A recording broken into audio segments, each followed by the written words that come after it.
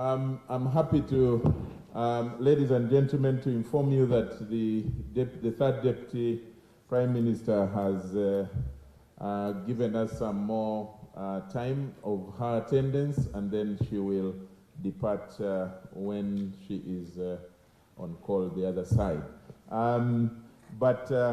From the representing the minister in charge of the minister for health is Assistant Commissioner in charge of Nutrition Division at the Ministry of Health, Madame Samali Namukose. So we have the panel fully constituted.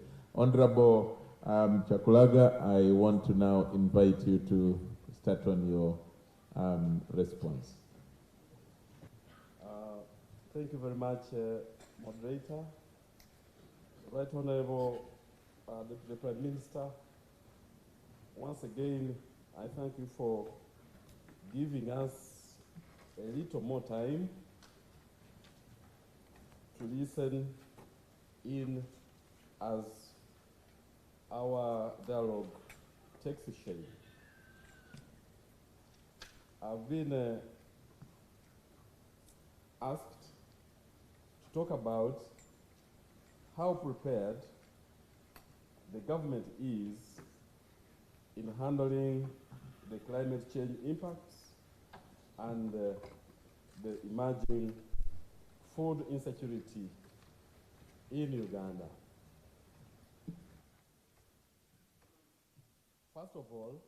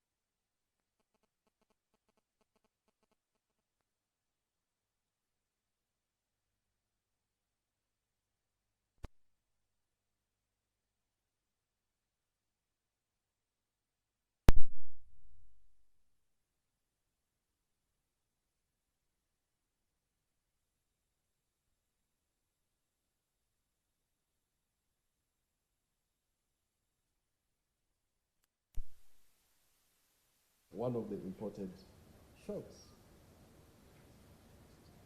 And as we talk about the impacts of climate change and how prepared we are as a country, we must not lose sight of the fact that mitigating and responding to the impact of climate change is a global effort. It must be a global effort. Much as we may respond as a country, we may not have sufficient impact if we don't tackle it as the whole world. Now, in the country, you are aware that the impacts of climate change have been manifesting mainly in the form of prolonged droughts, unpredictable weather patterns. Previously, we used to know when rain would come. We used to know when rain would stop. But as we talk, on top of having prolonged drought, we are not able to know when rain would come. We cannot predict it. Therefore, it's not easy to plan for agriculture activities, more so in a country where we are mainly depending on rain-fed agriculture. On top of the unpredictable weather and prolonged droughts, we have seen frequent and very severe incidences of floods. You remember what happened recently in the areas of Bugisu, in 𝐼𝐵𝐵, where a lot of property was lost, a lot of life was lost. Similar cases of floods have occurred in various parts of the country. They've occurred in 𝐾𝐲𝐶, they've occurred in northern Uganda.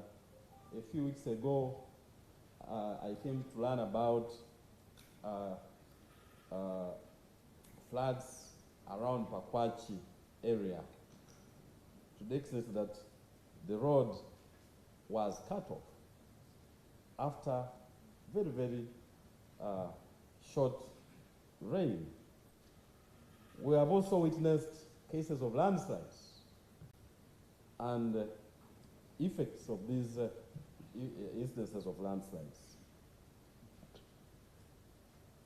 Apart from that, all these changes have come along with high incidence of diseases of both crops and animals, as well as vectors that transmit these diseases. And when you combine all those impacts, the outcome has been the emergence of food, animal feed, and nutrition insecurity.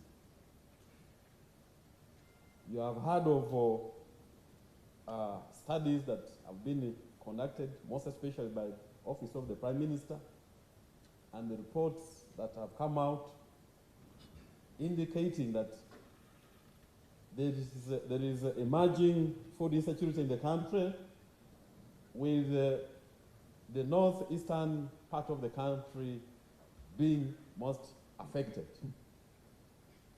most especially Karamoja. In Karamoja, up to 30% of the population is facing acute food insecurity. Acute food insecurity. And almost the remaining 70% of the population is facing varying degrees of food insecurity. We can say that in that part of the country,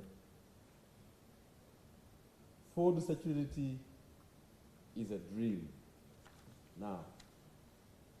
And this situation is almost similar in other parts of the eastern Uganda and the northern parts of the country.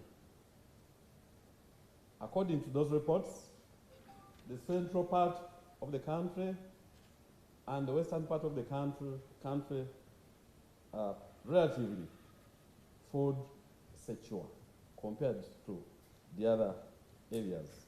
Now, coming back to the task that I've been given, to talk about how prepared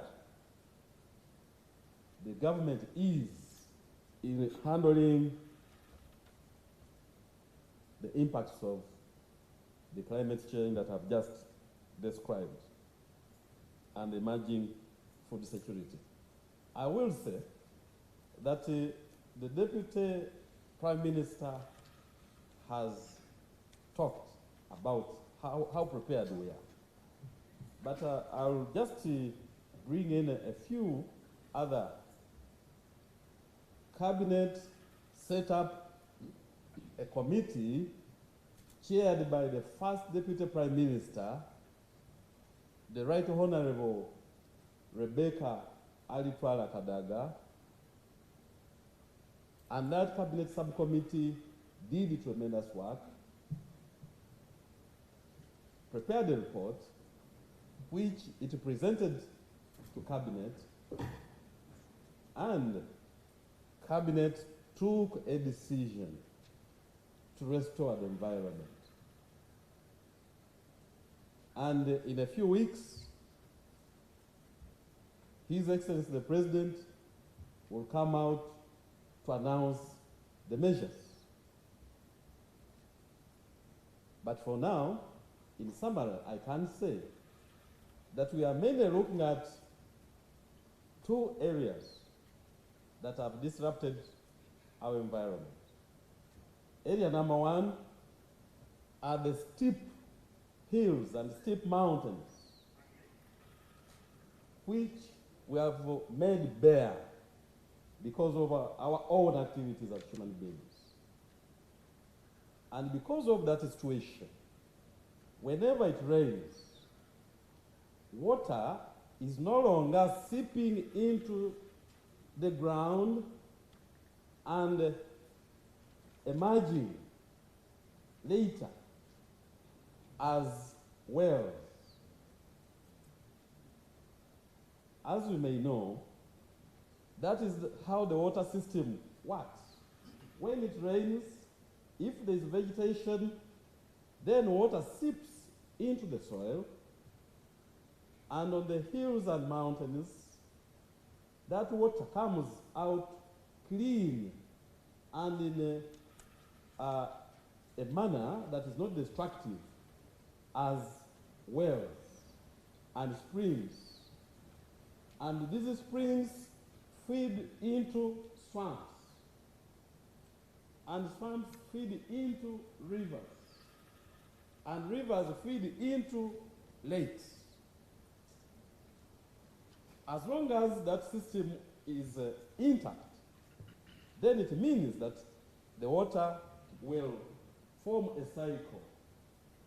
When it rains, it follows that movement as I've described, and later on it will evaporate and go back and form clouds, which clouds will form into rain, and the cycle continues. But we have disrupted that cycle. We have cut all the trees. We have removed all the vegetation because of our activities. And the government is saying that must stop. And the government is going to announce drastic measures in that direction. The second intervention is to tackle the destruction of wetlands in the form of growing paddy rice.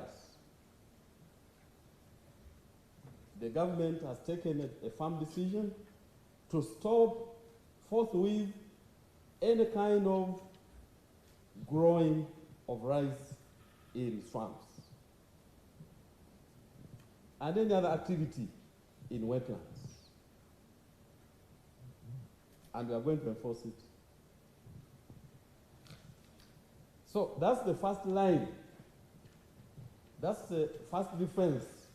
That's the first preparedness that government has taken.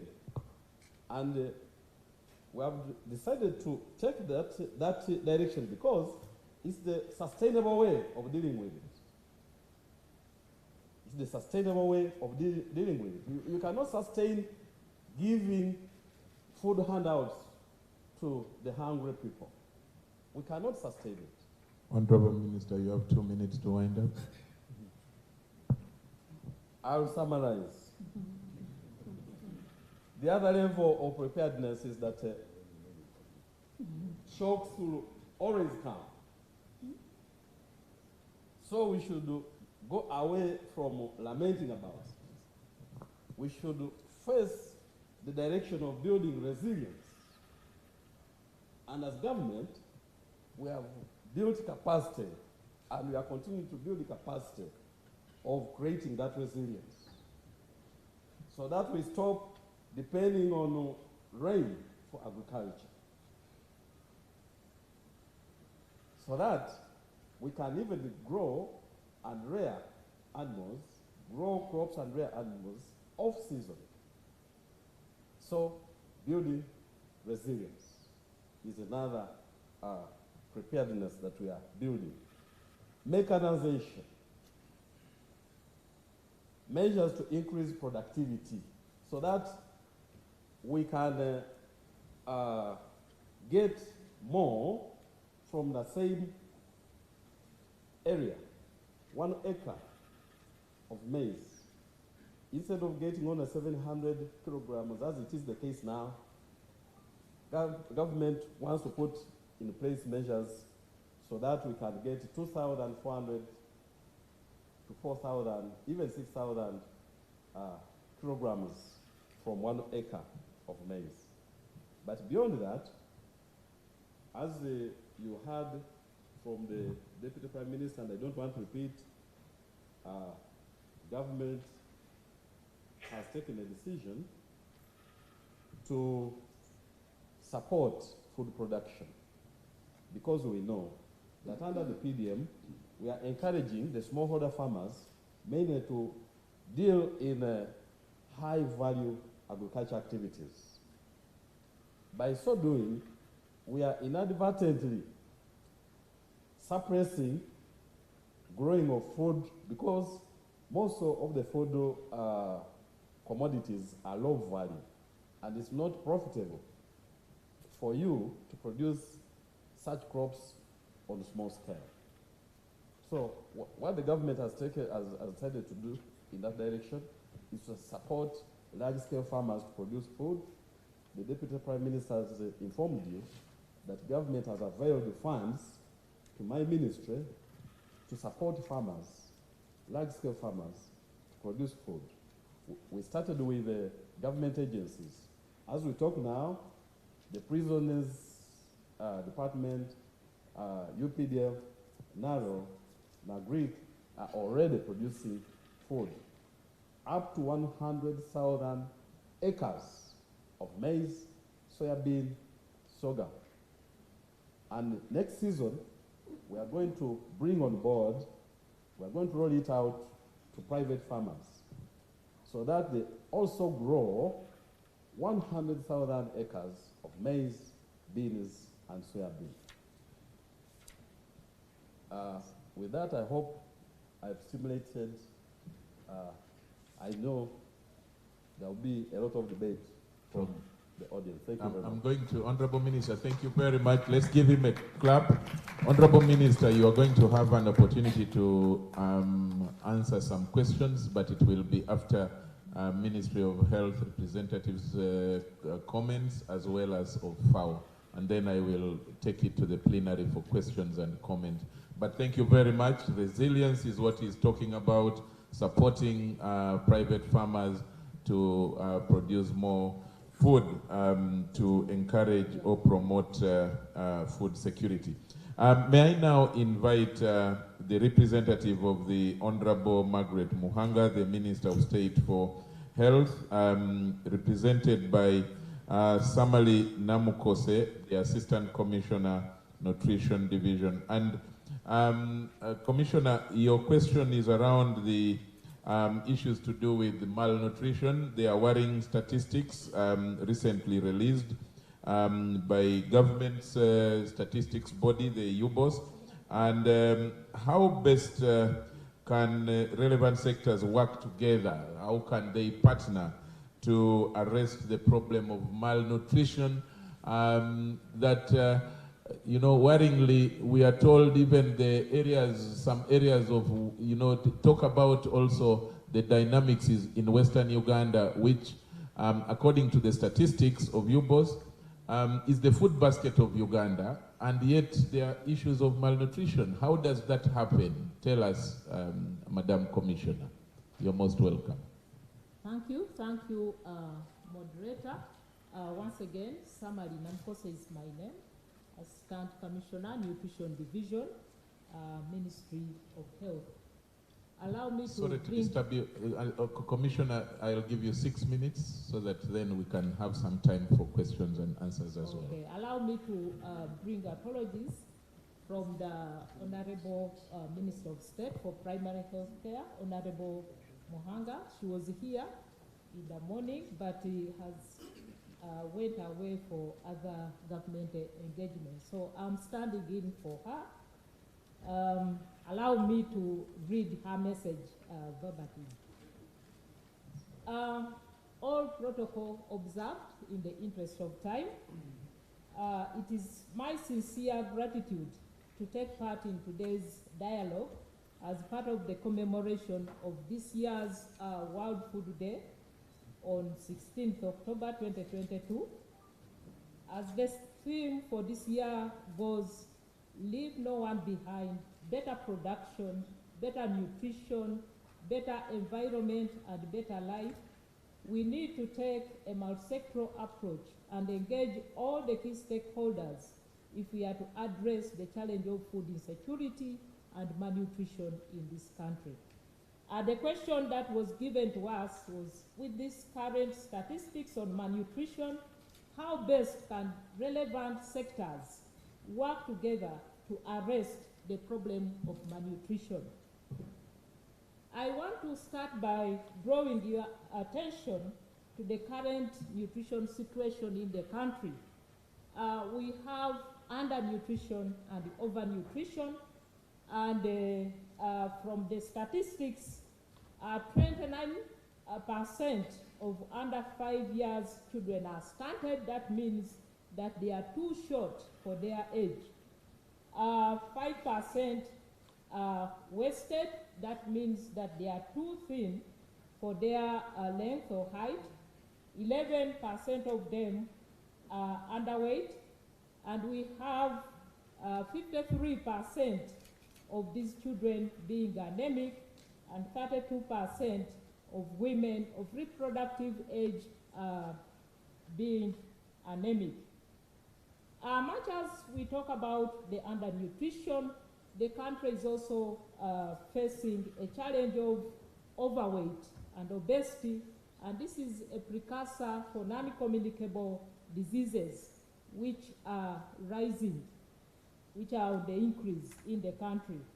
And as we talk, we have 4% of the children under 5 being overweight, 24% of adult women being overweight, and many other statistics which I may not mention in the interest of time.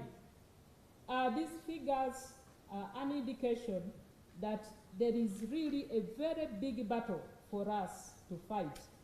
I'm happy to note that through the Office of the Prime Minister, we developed and launched the Uganda Nutrition Action Plan, and this plan actually spells out interventions for each of the sectors.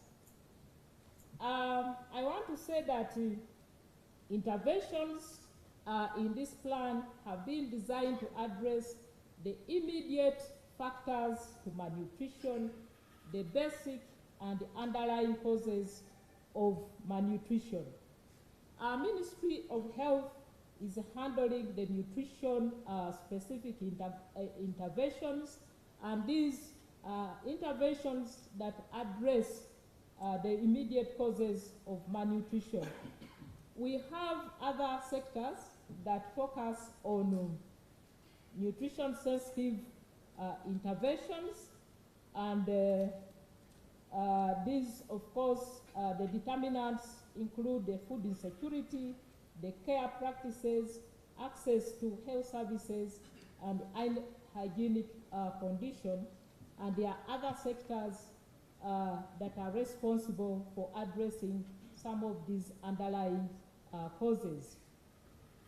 As far as malnutrition is concerned, I want to say that as Ministry of Health, our aim is to ensure that we reduce all forms of malnutrition, and we have key programs to address this malnutrition. We have a program that addresses the nutrition of mothers, infants, and young children. We also have programs that aim at preventing and controlling micronutrient deficiencies. We have programs that also aim at managing malnutrition. We have programs on food safety, nutrition management of communicable and non-communicable diseases, nutrition in emergencies, You've been hearing the previous speakers talking about Karamoja. We are there intervening, the school feeding program, the social behavior change communication, nutrition, logistics and supplies, nutrition surveillance and information system, because this is really very, very important. And we are working together with the other sectors on the multi-sectoral project on food and nutrition. As you can see, health has a limitation, and there are other duty bearers that should be responsible for food production, water security, socio-economic empowerment, the gender mainstreaming, land use management, to mention but a few. This calls for all government ministries and departments to work together in addressing this challenge. And what I want to bring to this meeting, the areas where we can work together, and one of them being joint planning and resource mobilization. This is really very key. The issue of coordination is very, very important. And I want to say that the Office of the Prime Minister should be calling the various sectors frequently to discuss issues of food security, issues of nutrition.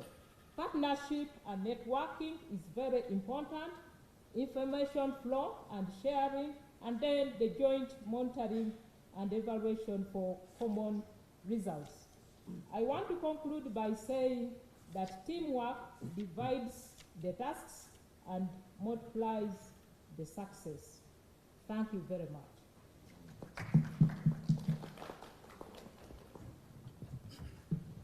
Thank you very much, Commissioner. Allow me now invite His Excellency Dr. Antonio Querido of the FAO UN. You're most welcome. If you can handle 6 minutes, then the rest of the time I will enhance when you are responding to questions and comments.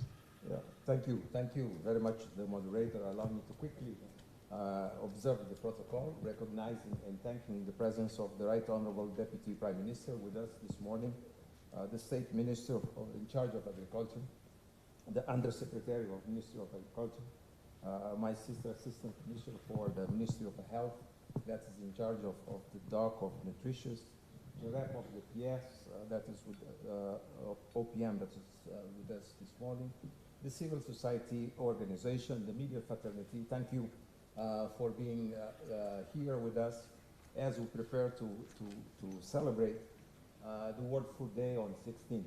I really, on behalf of the FAO and the UN fraternity here in Uganda, I take this opportunity also to commend the leadership of MAIF for organizing this event and for, as we prepare to celebrate this World Food Day under the theme, Leaving No One Behind. The theme of this year is inclusiveness, leaving no one behind. We know that we started this year, 2022, with the ongoing pandemic. We have conflicts. We have the climate change that the minister has spoken, that climate that is continuing to warm, not stopping warming actually. And we also have seen the rise of the prices everywhere, and there is an international tension. So as we celebrate this World Food Day under the theme of inclusiveness, it is an opportunity for us to think of a better world, a world that is just, a world that provides sufficient food for everyone. We know that in a number of fronts we have had progress, a lot of progress. This world is a better world now. And we have seen that we produce sufficient food to feed everyone in this planet. But nevertheless, even here in Uganda, we know pockets of food insecurity. And over our continent in Africa, we have 1/3 of the hungry people in the world. And before COVID, we know that the trend of ending hunger by 2030 was not good. we are not, the trend is not good in terms of achieving a world free of hunger by 2030, which means that we need to do more. We need to do more, and what we're proposing the countries at a global level is for a system transformation. We need to look at the agriculture sector as a system, all the way from production to the market, and propose a transformation. We are no longer happy with small changes. We need transformative solutions that will ensure that agriculture plays a critical role in the development of all nations, particularly here in Uganda, that we are so blessed with the natural resource. You have sufficient water. You have the manpower that can deliver on the promises of having no one leaving no one behind and feeding everyone with a healthy and nutritious food. I think our strategic focus for FAO is also insisting and is aligned with the Uganda vision and as well and what Uganda has been doing in terms of achieving a Ugandan free of hunger, which puts a lot of emphasis on the four betters: better production, better nutrition, better environment. The minister spoke about it as well, and better life. The minister also hinted that we want income security. We don't want to produce only to fill our stomach, but income security becomes an important for a better life. Because once we can feed ourselves, then we need to send our kids to school. We need to do other things in life. So a better life comes with the income security, and we want to do this also looking at our environment.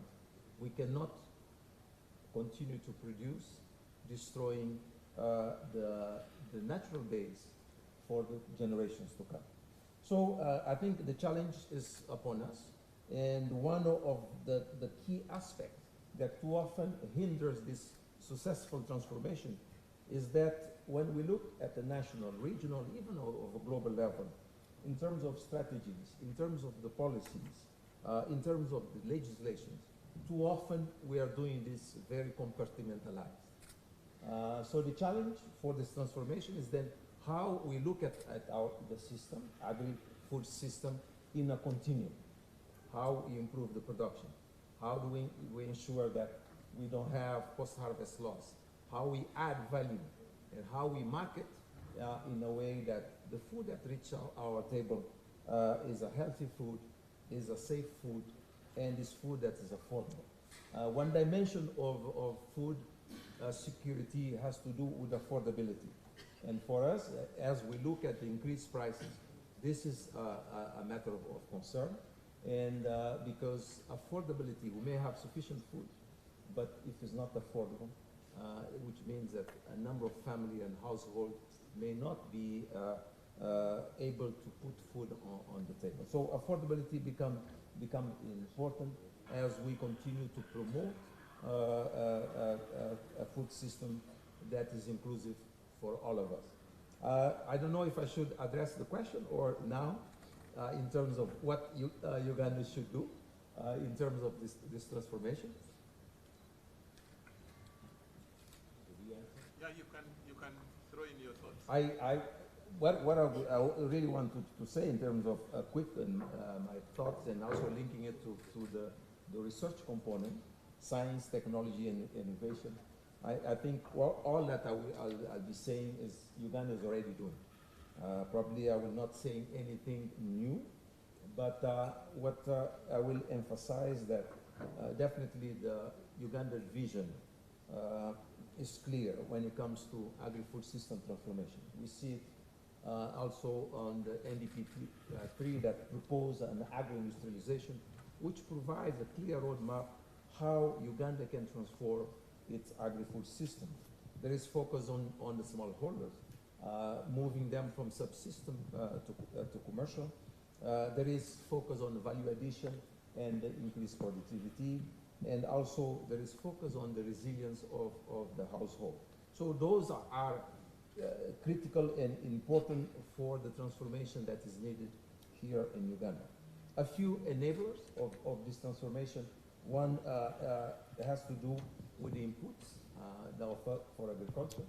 Inputs in terms of its quality, inputs in terms of its quantity, input in terms of its affordability.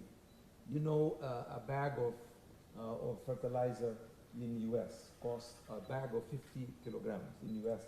costs about $25. In sub-Saharan Africa, the same 25 kilograms is over $15. So affordability of inputs is important. We need a good seed. We need fertilizer. And here, I think Uganda and the rest of Africa must think in the possibility of producing our own fertilizer. Having a dependency on the external production of fertilizer, we have seen the situation in Ukraine is affecting the food price because we've been so much dependent on their fertilizer. We have the raw material, we have the capacity also to produce fertilizer in our continent sufficient to our farmers. We need to look at agrochemicals. I think this is important for food safety and food quality. The number of agrochemicals in use, we have to ensure that Africa is free of agrochemicals that is banned elsewhere, because we know that there is a lot of agrochemicals in the market, even here in Uganda, that are chemicals that cannot be used in Europe, for instance.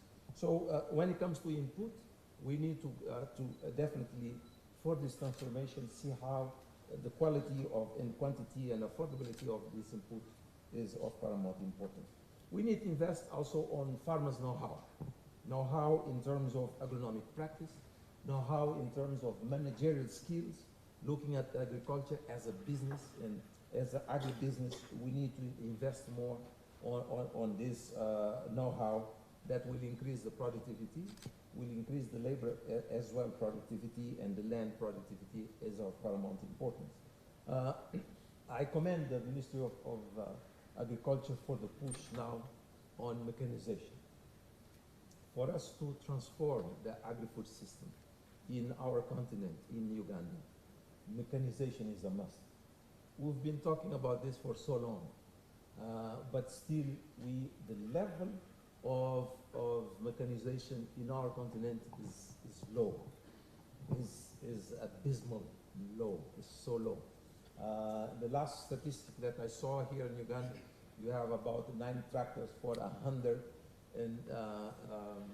square kilometers. I think this number is improving now because I've seen the Honorable Minister distributing a number of tractors. But we need to do more when it comes to mechanization.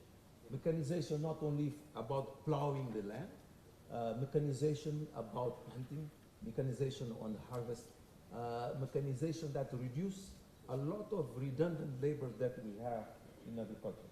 Because if we look at the numbers, our farmers are not making money because a lot of people is in agriculture.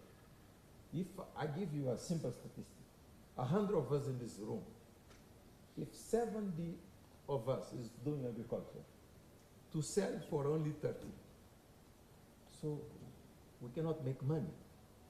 So we look at the mechanization as a way of reducing the redundant labor in agriculture and push this labor to other parts of the agri-food system. We want the youth of Uganda to work on agri-food system, but in a decent job. We want our agriculture to be efficient and with less people, but efficient to compete also with other markets. The trend is good, Honorable Minister. We saw that not too long ago it was about 76.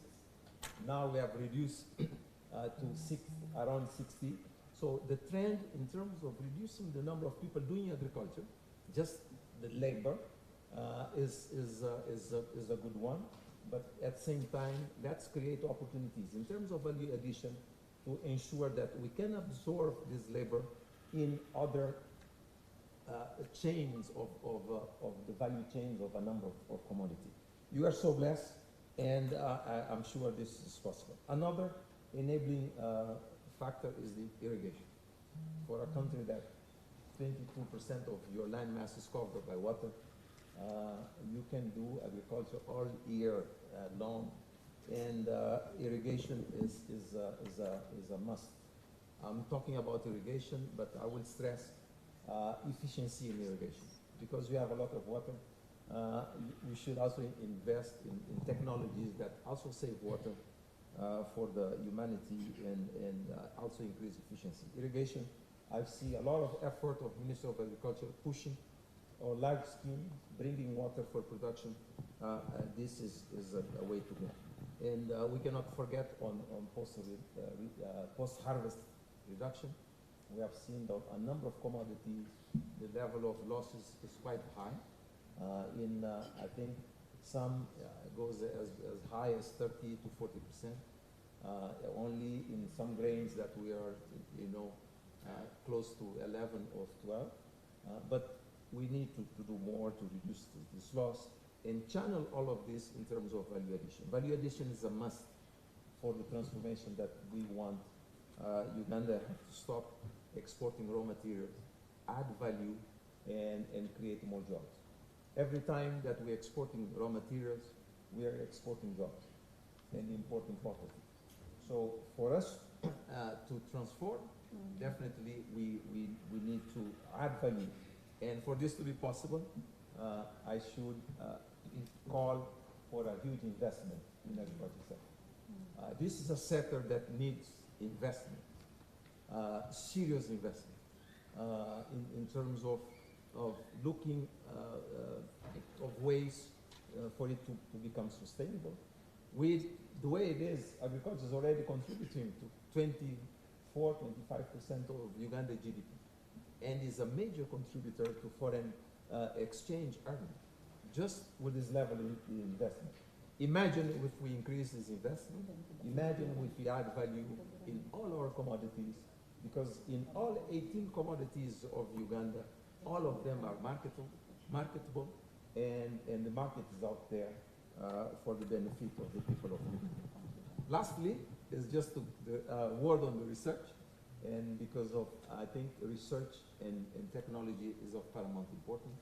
Here, the call for the academia and also the researcher is to see how we think about research that is a research not for the sake of doing research, but is a research that is addressing a results-oriented research, is addressing a market-oriented solution, a research that brings society transformation as well. For that, money is required as well.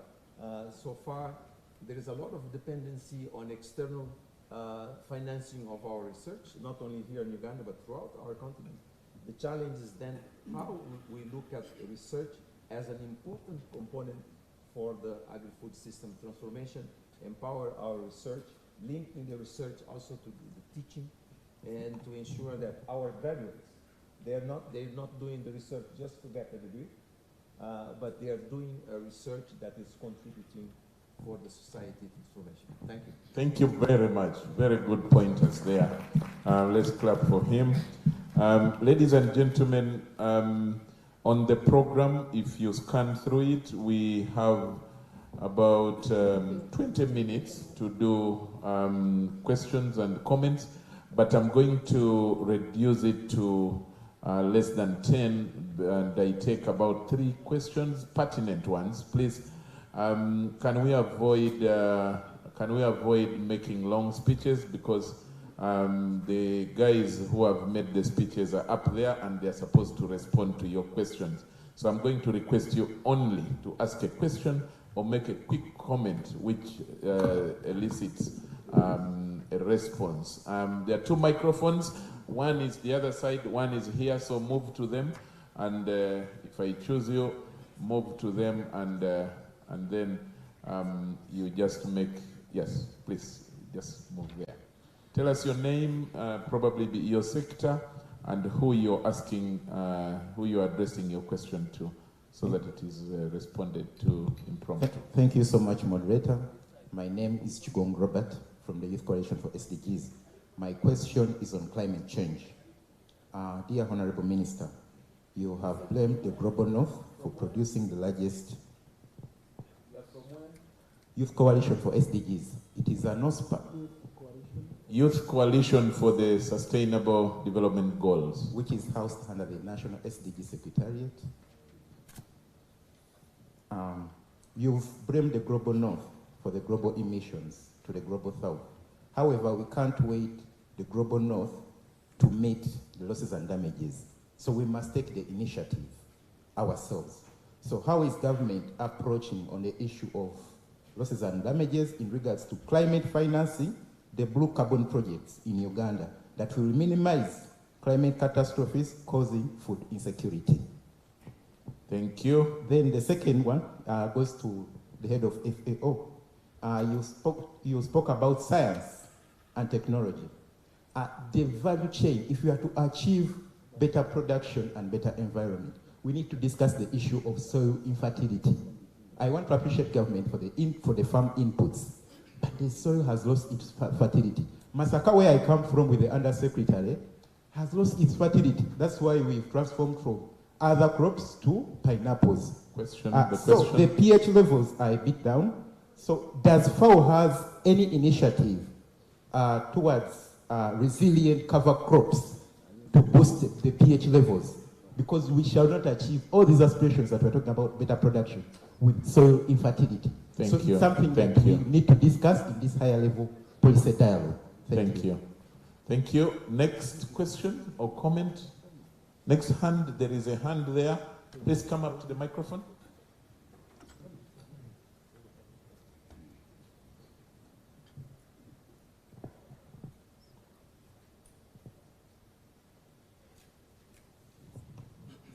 Thank you very much for the opportunity. Good afternoon, ladies and gentlemen. My name is 𝐏𝐨𝐴𝐺𝐝. I work with dailystarug.com. My question goes to His Excellency. I am baffled with the situation in Uganda. Whereas we have a huge challenge of unemployment, especially among the youth, you are advocating for mechanization. The small economics I have, I studied, shows that when you mechanize, you take away the jobs. I am wondering how it will be harmonized, mechanization vis-a-vis creating more jobs. Another question is, we have a huge challenge of land fragmentation, especially here in the central region. I don't know other regions, but I've moved across the central region. You find someone is owning 1 acre of land, is in a rural area, 2 acres of land. How are you going to help as ministry and permanent and Prime Minister's office to help people grow more food for home consumption and yet get also or increase their income? Thank you. Thank you. Technical team, the guys streaming, are there some questions or comments online? We need to share them as well. We have an audience, Right Honorable Deputy Prime Minister, we have an audience which is participating online virtually, as well as through the broadcast. Live streaming team, is there any question or comment online yet? Okay, if not yet, any hand here, any additional hand in the room? Okay, then I will revert to starting with the Honorable Minister and then Dr. Querido. Yeah, thank you very much, moderator. And thank you very much, Mr. Chigongo, Robert, and Mr. 𝐏𝐴𝐺𝐝 for the questions. I'll start with the last one. How is government handling the challenge of land fragmentation? Mr. 𝐏𝐴𝐺𝐝, you are spot on. Land fragmentation is a big problem. And the government has come up with two approaches. Approach number one is to decampaign land fragmentation to the population and advise the population to abandon the traditional way of inheritance, where when the head of a family dies, then the land that belongs to that person is passed out to the children, most especially the male. As a government, we have taken a decision to sensitize the population against that practice, in preference to another practice of instead either forming companies or forming circles or cooperatives in the family, so that you don't share the land, but you share what comes out of the land. You share the proceeds from the land. The second intervention is that we are advising Ugandans that if you are caught up in that dilemma and you have land like a quarter an acre, half an acre, then we are advising such category of people to engage in activities that are suitable for such size of land. And this is particularly like growing mushrooms, like poultry for eggs, like piggery for those that are not Muslims. And then, for them, they cannot grow food for those, for the chicken or for the pigs. They have to buy the feeds. But because those enterprises are highly profitable, it is possible. Then we are advising what we are calling the 4-acre model to those that have about 4 acres, so that you dedicate an acre to a cash crop, and specifically coffee. You dedicate an acre to food for the family. You dedicate an acre to fruits as a source of income. You dedicate another acre to pasture for zero grazing of their animals. So this is the kind of advisory that we are giving to the population. The other question that you raised is directed to His Excellency, the country representative of FAO, but allow me to make a comment about it. Mechanization. We're encouraging mechanization, but we are inadvertently leading to job loss. Such a question was put to me, I think.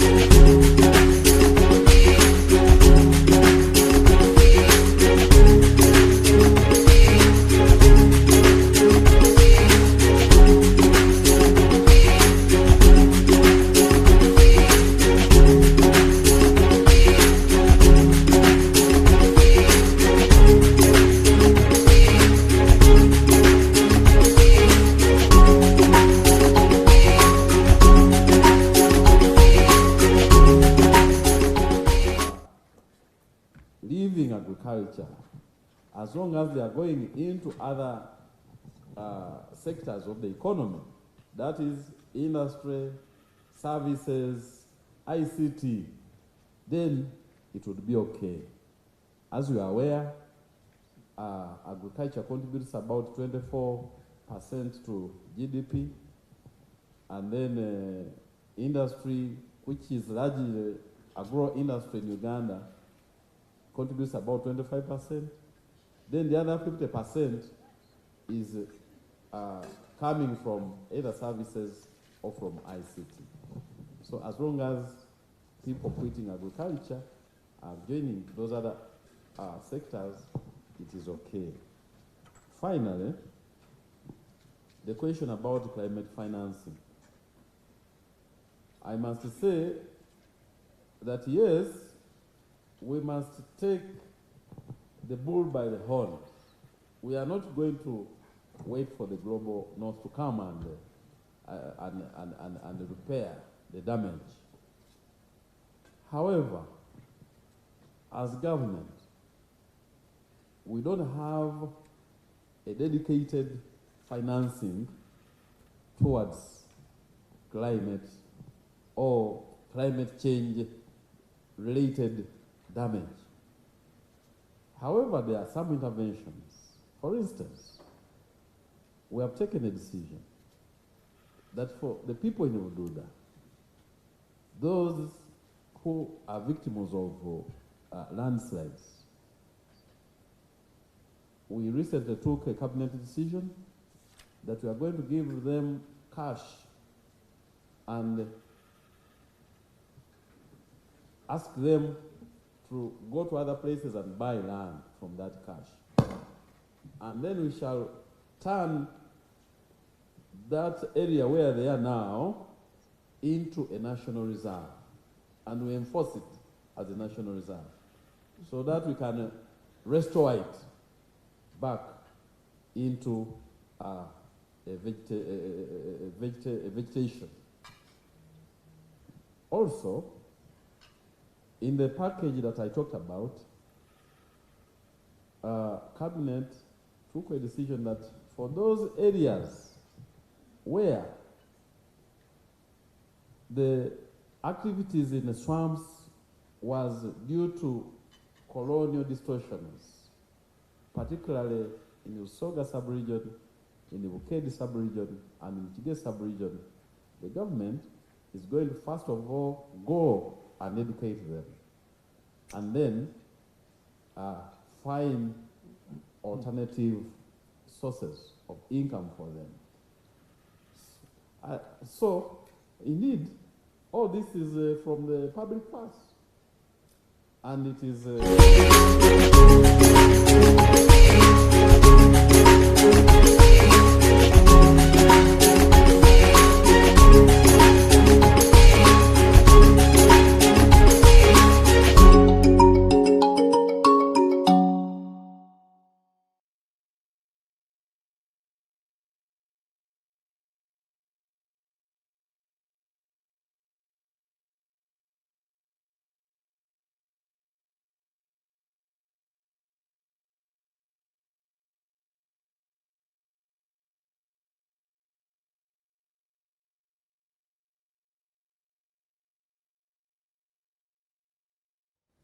out of the land. As the minister already mentioned, the benefit of an efficient productive system is that then it creates opportunity for the value chain, the entire value chain, to provide decent jobs, to take this redundant labor on the nodes of the chain of any commodity. The minister has mentioned, and well, if you look at the US, it's less than 2% of their population that are doing agriculture. But they're the top when it comes to exporting agricultural commodity. The same in other countries in the north. And one of the key drivers is an efficient production system. And we know that our farmers also spending a lot of their time with the hoes, and the land is not as productive as we think it could be. And my friend also for SDG Youth Coalition has hinted that we have to look into fertility aspect. So this has to be a balanced approach. I think the role of the government of Uganda is, as they roll out the mechanization program, it will be a balanced approach. Of course, not everyone will be able to afford and have a tractor, but as we promote the transformation of the sector, increasingly we look forward for a day that we ban by decree the use of hose in Africa. And our farmers produce efficiently. Our farmers use their time efficiently and not heavy load that our agriculture continue to represent to most of us. So let's look at the positive of the mechanization, understanding that there is the possibility of loss of job in agriculture, but for us is the opportunity that it provides to have jobs along the other chain of this entire system. So let's look at mechanization positively, and as we deploy it, and see how best we can adjust and what type of equipment, what type of size. But we know the work that a tractor can do in 10 minutes, it probably take 10 men or 20 men to do it in 2 or 3 days. So the efficiency comes from that. That liberates the time for this farmer to do something else that is equally productive. On the soil fertility, you know, our entire continent is an old continent. This continent has been here for millions of years. That's why when you go to a number of places, when you see that a soil that is sandy, which means that it is a soil that, you know, has been weathered, that most of its mineral is gone. So we need to do more when it comes to improve soil fertility. But, you know, one thing that I've realized here in Uganda is that we all speak that Uganda has a fertile soil. And very few farmers is looking into the soil fertility before even applying. So one key aspect of addressing the productivity of land is to really analyze the soil and decide what to apply, what is there, what is not there, and really provide the dose of fertilizer that is needed for that particular crop. It may vary from crop to crop, but we need to do more when it comes to soil fertility. And what the FAO is doing, we've been working with 𝐼𝐸.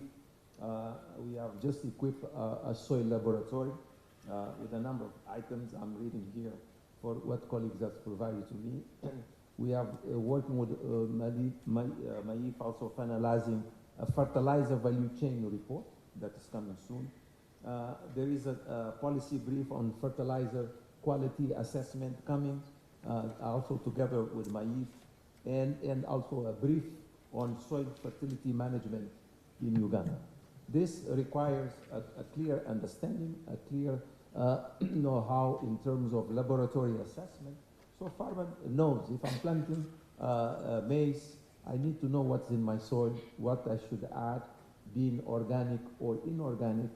It is of paramount importance. Otherwise, what happens if every year we are planting, in technical terms, colleagues will tell you that we are mining our soil, because every year the crops will take the mineral out. If we're not putting back, it is basically we're mining the minerals, and over time our soil becomes unproductive. So as we push for the agri-food system transformation, I think it begins with the soil. Soil fertility is important. For a country like yours that rains a lot, pH is an issue, because therefore you have to balance the pH. If the pH is not, I don't want to be too technical, but a number of absorption of these minerals from the plant can only happen if your pH is balanced. Acidic pH or alkalinic pH, those minerals may not be available to the plant. So pH is important. You may have a soil that is fertile, but if it's acidic, most micronutrients are not available. If it's alkaline, most of macro are not available either. So pH is important, soil fertility is important, and the work of NARO too, when it comes to crop resistance, is commendable. We should be also acquainted with the work that NAR is putting in terms of crop improvement, that look at the aspect of crops that are resistant to all this negative impact that comes from the agriculture system itself. Thank you very much, Dr. Querido. The U.S. Ministry of Agriculture wants to chip in some more information. Okay. You're most welcome, Mr. Ronald. I just want to emphasize 2 points which my Honourable Minister and my brother Antonio have made. We need to educate the farmers. There's a tendency for every farmer to apply fertilizers because the neighbors have also applied fertilizers. It's like going to every crop needs specific nutrients from the soil. And as my brother Antonio has said, if you have just opened up land, even if you are neighboring somebody who has been cultivating for years, his soils have been depleted. He may need fertilizers you don't need. But this fashions, because the neighbor is putting fertilizer, I also put fertilizer. At the end of the day, you put your money in the soil and the yields don't increase. And then we start blaming the fertilizers. They are fake. Yes, it is possible. But it's like you, the human body. If you go to hospital and you are suffering from malaria, then you get medicine for flu. Then the malaria continues. Then you blame the medicine. I think as leaders, we need to educate. On part of government, I think through NARO, we are finalizing the soil mapping strategy and a soil map for the entire Uganda to guide the farmers. What type of soils are in which region, what type of nutrients lack in that region, and therefore when you are buying fertilizers, you are guided. The other issue I want also to emphasize, I think has been adequately explained by my minister. The youth should really be encouraged to involve themselves in agriculture. But let us not limit agriculture to the production cycle. What happens in the garden? And actually what happens in the garden is a small percentage of the value of their culture. We can encourage them to participate in other value chain aspects. And actually, there is a lot of money in other aspects of the value chain other than what happens in the production. And as you see, the youth with this technology, one iPhone in the hand, they can't go to the garden. Because to go to the garden, you must be committed. But there are other aspects where the youth can still participate with their iPhones. Value addition, and then they will get money. Simple value addition, primary value addition, not even complicated. If you encourage them to turn milk into yogurt, they even get more money than the person who has a cow who's milking the milk. Plus other aspects of the beef, of the crops. So we need to map and promote those aspects that are compatible with the lifestyles of the youth. The youth want that aspect which, as somebody has been saying, they call it now sexy part of agriculture. Not soiling themselves with the cow dung and the soil in the garden. But they are other areas where the youth can be employed. So by mechanization, you're actually creating jobs because now you're having volumes and the youth will have volumes to which they can add value. Thank you very much. Very, very important. Thank you very much, Dr. Segawa, for those additions. Ladies and gentlemen, I am pressed for time. I really would have loved to give you more time for questions and more comments, but we need to listen in to the other presenters. And thank God the presenters are already in and just waiting for their time.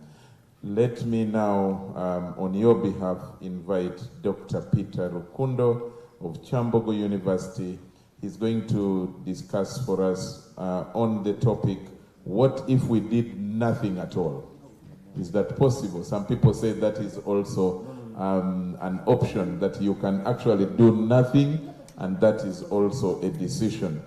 the downside to inclusive food security. Doctor, you have 10 minutes. I know that your topic is very wide.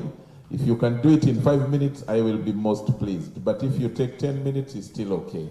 You're most welcome. Thank you very much, Charles. Let's clap for the panel that included the Deputy Prime Minister, the Honorable Minister, the representative of FAO, the US, all of you, thank you very much. Let's now listen to Dr. Rukundo. Thank you so much, Charles, and really thank you so much, everybody here. Allow me to recognize the Right Honorable Third Deputy Prime Minister in absentia, the Honorable Minister of Agriculture, State for Agriculture, our own Honorable Robert Sevunya, and the Undersecretary Ronald Jagenda. Indeed, Charles and colleagues, this topic is quite very important and also comes at the right time and perhaps at the right moment. And of course, coming after the very strong panel that has just left the high table also is a bit challenging. But allow me to say some few things around this very important and noble topic you have given me, that what would happen if we did nothing at all with regard to the inclusivity of food security and also food systems in general. We need to take a little bit leap in history, Charles and colleagues here, to go back to the big debates that shaped the concept of food security. Of course, needless to say that as we commemorate the World Food Day, we recognize that it comes at a time very many years ahead when FAO was formed in 1945 to deal with the global challenges of food and agriculture. However, it took another around 50 or so years until 1996 when the World Food Summit, the first ever, held in Rome, came up with an agreed definition of food security. For many years, there was more focus on the issue of food being available at the national level, what was more or less emphasized as national food security. But over the years, it was recognized that even though a country will have so much grain reserves being produced or exporting so much of food, it was not sufficient in guaranteeing the fact that different pockets within the population will still have a challenge. So in 1996, it was agreed by heads of state who met in Rome, and our own Yoweri Museveni was there to emphasize the fact that Uganda produces, the problem of Uganda is not production, but rather distribution. And from that discussion, it was agreed that food security is a situation that is realized when everyone has both physical and economic access to safe, sufficient, and nutritious food that meets their dietary needs and food preference requirements for an active and healthy life. So, Charles, we start from there, where we say that physical and economic access is a must, but also the food must be safe, sufficient, and nutritious. Therefore, it calls for collective actions for everybody to have that food. But if the process is not inclusive, and inclusive means everybody participating in it and everybody benefiting from it, then we see that there will be a number of negative effects, or what we would call negative outturns in the process. So if not everybody is involved in ensuring that food is available, food is accessible, food is utilized, and there is a stable supply, then we can expect a number of consequences. And I would prefer to call them multidimensional consequences or effects. And the number one effect, ladies and gentlemen, definitely is on the aspect of health and nutrition. We know very well for many years there was an assumption that when you have enough food, your nutrition is guaranteed. But then came a time when we realized that food security does not guarantee nutrition. It is necessary but not sufficient. So if, therefore, food is not enough, the immediate consequence is a starving population. And we know very well that starvation definitely breeds malnutrition, it breeds poor health, low immunity, but above all, mortality, which is the highest form of indignity one can expect when there is not enough food to eat. So we see that really the number one effect and the most important one is the negative consequence on health. But beyond the individual who's affected, we must appreciate that food security can have what we call double burden effects. How? In a sense that if you're exposed to inadequate food over a long period of time, and especially in early life, what happens then is metabolic adaptation to having less food.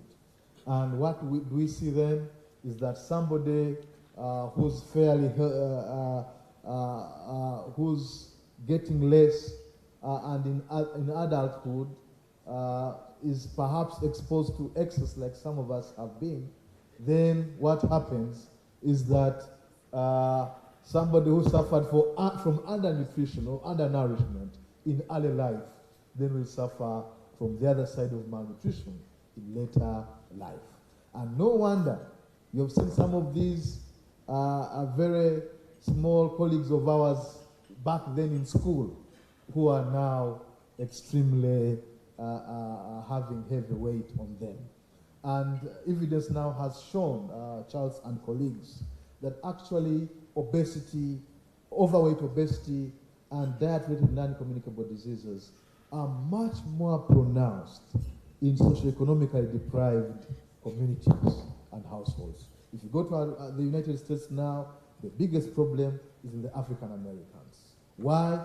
Because they suffered food insecurity in early life and were exposed to less, but when they grew up in later life, due to metabolic adaptation, when now they were exposed to the Big Mac, Donald, and other foods, their cells were overwhelmed and therefore were suffering that problem. So that's why even in Uganda today, if you're born from a poor household and a poor community, and by God's chance, you manage to be exposed to these resources and heavy unhealthy foods with heavy calories, then definitely you will move to the other side of malnutrition, and we shall say you have suffered the double burden of malnutrition. Charles, another key important point we cannot go without mentioning is the high environmental price tag that comes with food insecurity. Food insecurity comes with unsustainable means to look for food.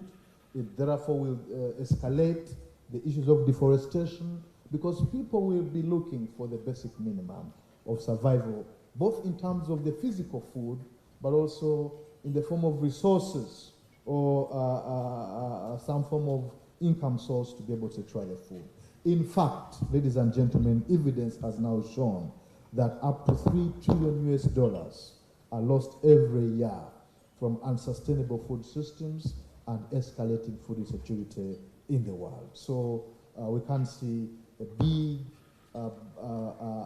budget line really being lost due to unsustainable food systems, which lead to food insecurity. But also linked to that, ladies and gentlemen, is the evidence from Glasgow, COP26 last year, that actually agriculture and food systems contribute up to 30% of global greenhouse gas emissions.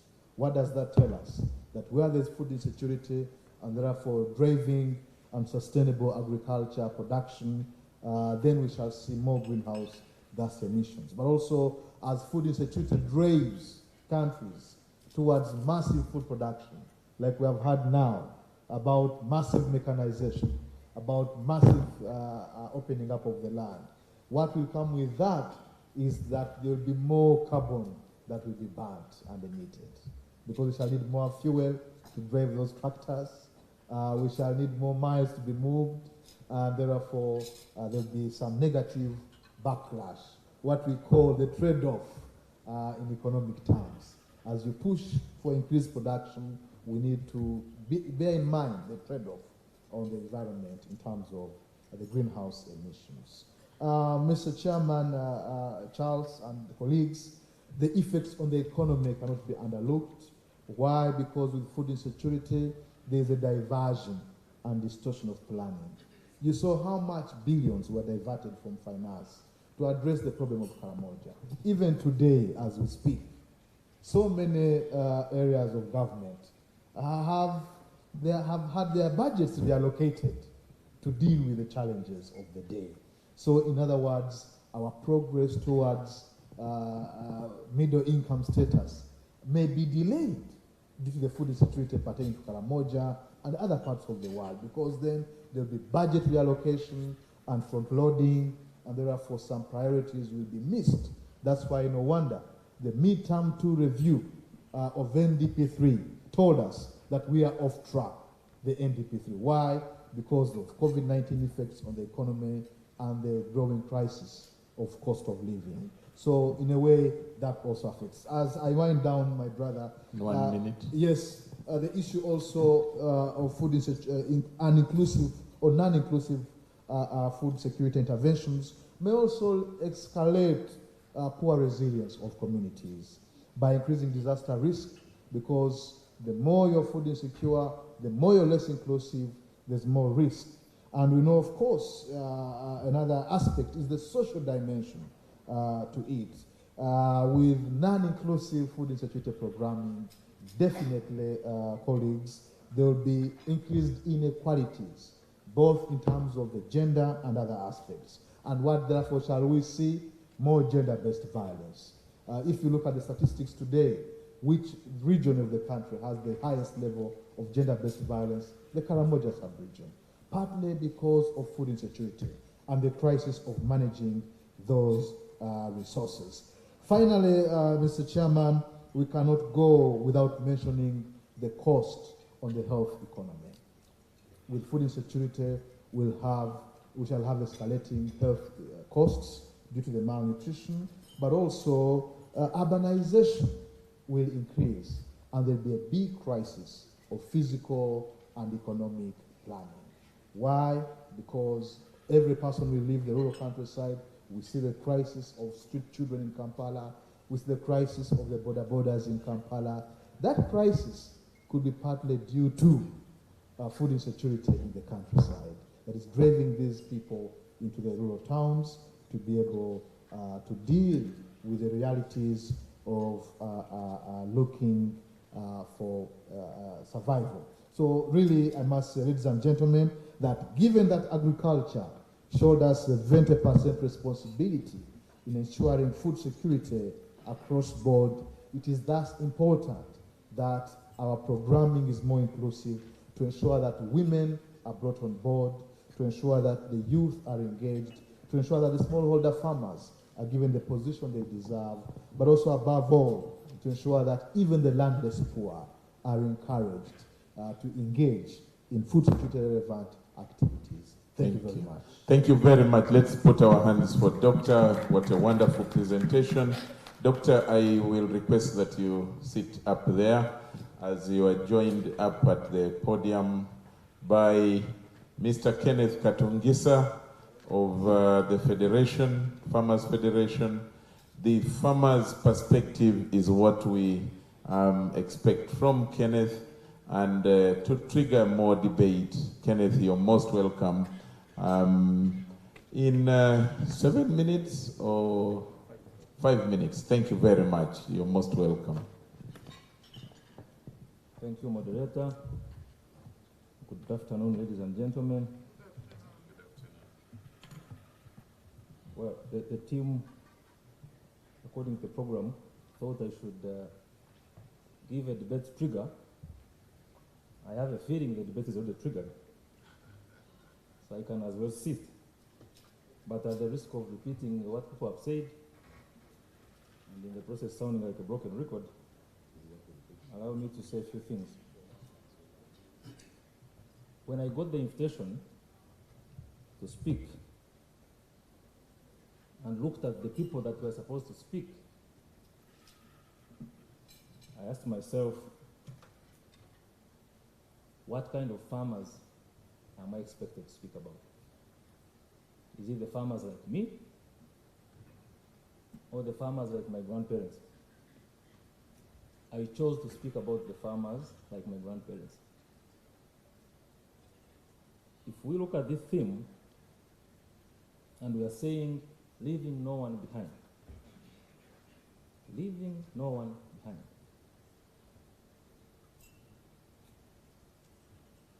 It means that we are saying that even the bottom of the pyramid needs to be reached. And for you to reach the last mile farmer, there must be a deliberate effort and policies that target these people, not generic policies for everyone in agriculture, including myself, who has spent the last 14 years talking about farmers, or against there, who are very well educated, can read, can write, and know where the different opportunities are. So in the next 4 minutes, if we are thinking about reaching the last mile farm, there we need to ask ourselves the following questions. Where are the agricultural financing products that target a farmer that cannot read, cannot write, and has no collateral? If you don't want to leave that person behind, where are these products? And who needs to do what to ensure that these people can access this financing? 2, how can we ensure that these people access timely and adequate extension services? Because new problems require new interventions, require new innovations. And therefore, we need the experts more now than we ever did before because of the emerging challenges.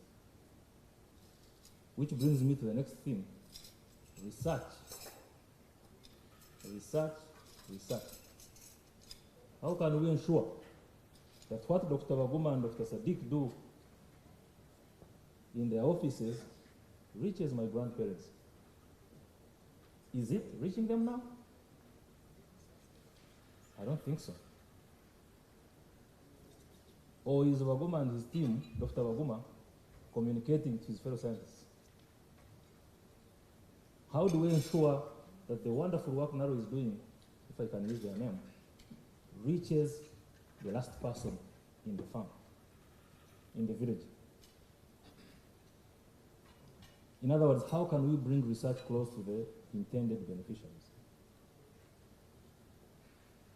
You're talking about leaving no one behind. How can we make sure everyone, every farmer, has access to the latest varieties of narrow bean or narrow cast,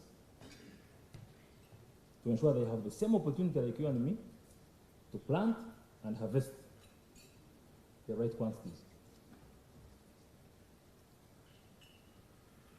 How can we ensure that the same people access timely and adequate weather information to inform their decisions? The Honorable Minister said, Honorable Minister Wino said, we can no longer predict locally.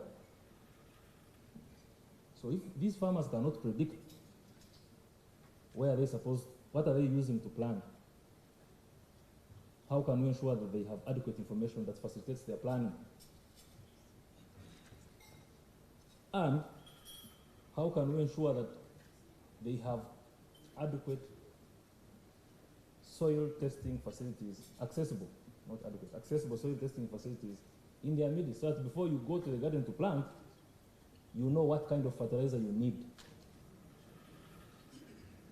Because not every person needs the same type of fertilizer. But this information needs to go out there, and needs to go out there on time. Therefore, we need to think about implementing targeted and specific public-private partnerships. Because not the private sector and not the government, none of the two can do this alone. And therefore, we need to work together.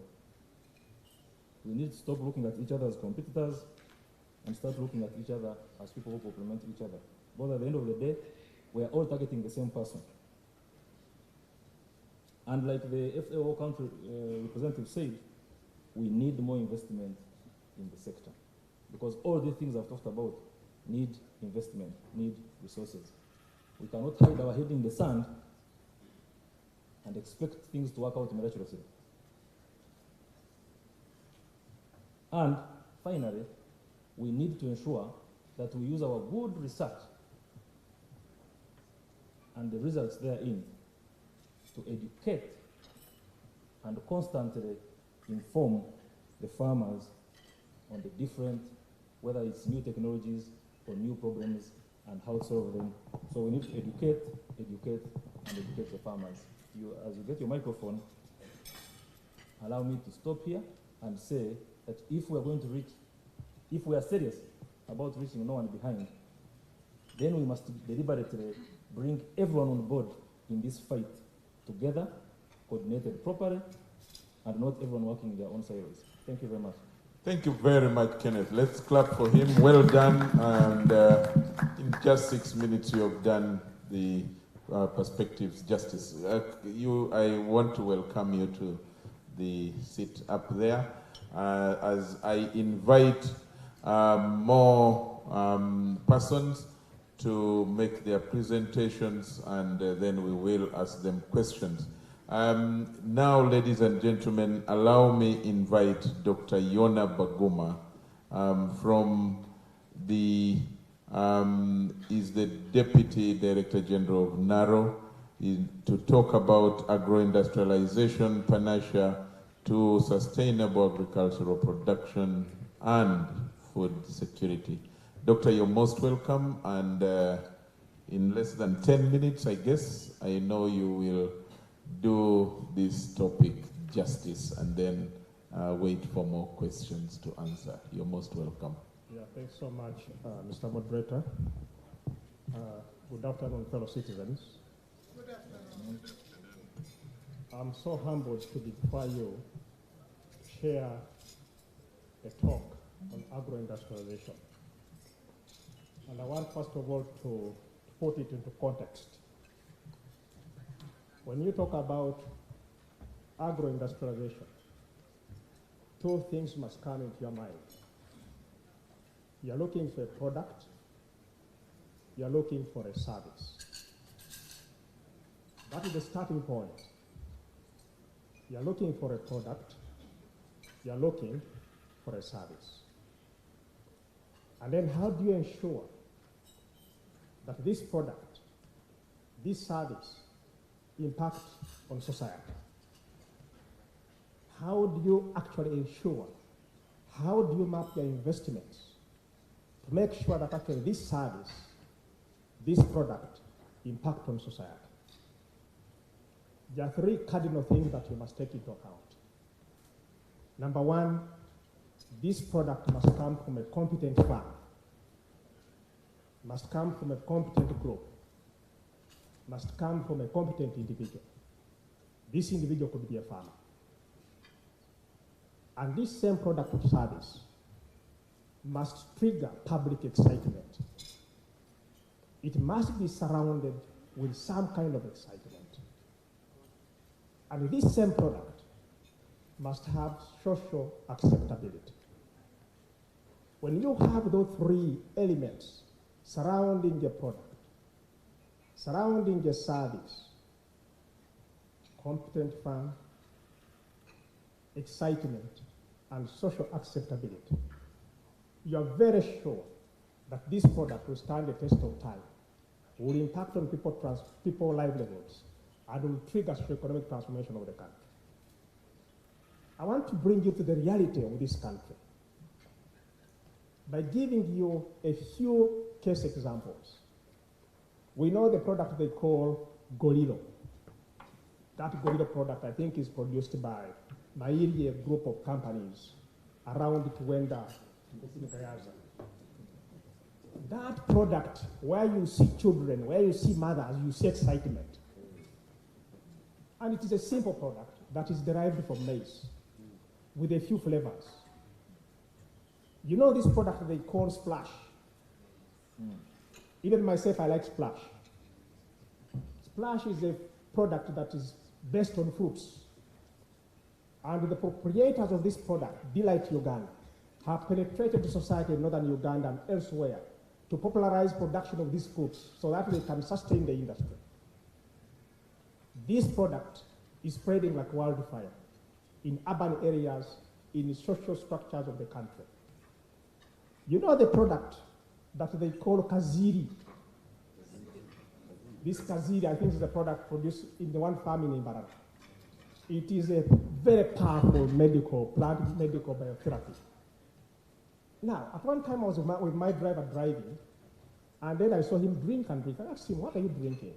He said, I'm drinking the product Kaziri. I said, why? He said, the answer is with the people. That response was very powerful. The answer is with the people. If you want to industrialize agriculture, the answer is with the people. Now, what do we learn from this as take-home kind of lessons from this? First, you must have a local product and ensure that this local product can quickly get accepted in society. Number two, for you to be able to effectively industrialize agriculture, you must have a clear focus. You must have a focus. You must have a focus 1,000,000 times. You should keep to the focus, and a focus that is well defined.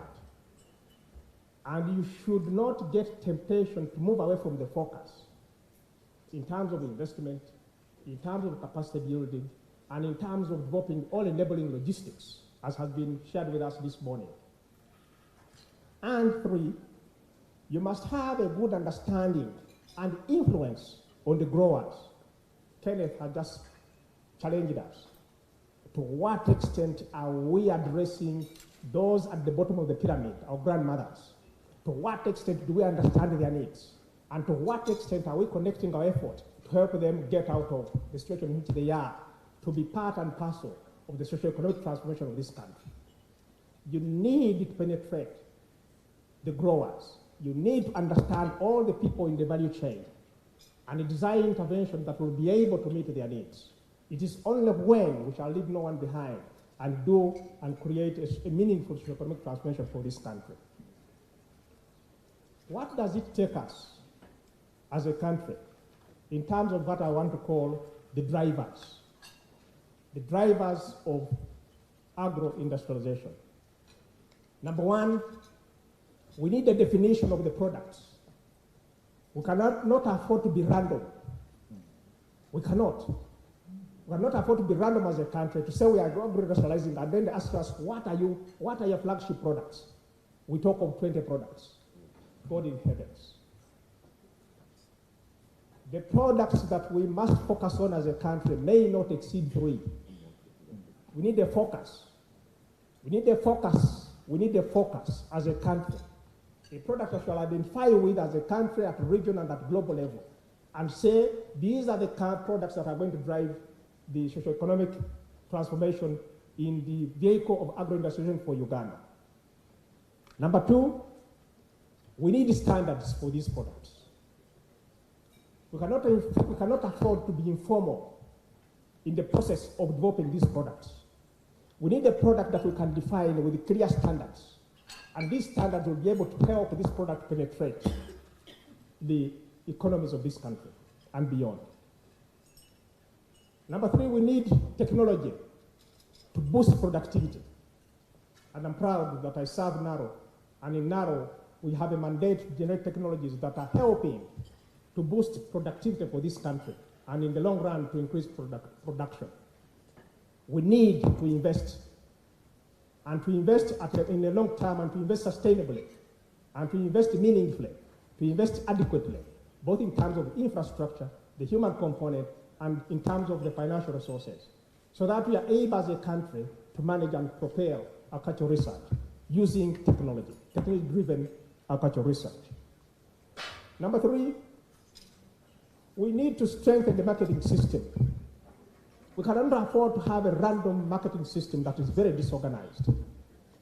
We need to empower the producers by creating hubs that will enable them to have bargaining power, by creating hubs that will enable them to bulk their produce, by creating hubs that will enable other people to access the produce from a central point. We need to rethink the marketing system as we talk of agro-industrialization. We need to have affordable credit. I like the way Kenneth has put it. Is there a credit facility for the different people in production, our grandmother than any others? A credit facility. It is not about having one credit facility and hoping that the producers are homogeneous. That is not true. The producers we have in this country are highly heterogeneous. And because of that heterogeneity, we need them to create and to match them with appropriate credit facilities to make sure that none of them is left behind. And lastly, ladies and gentlemen, we can never go into agro-industrialization when there is no profit. We must do everything possible to increase the profit margin. Why people are running away from this whole process of agriculture, it is because the profit margin day by day is dwindling.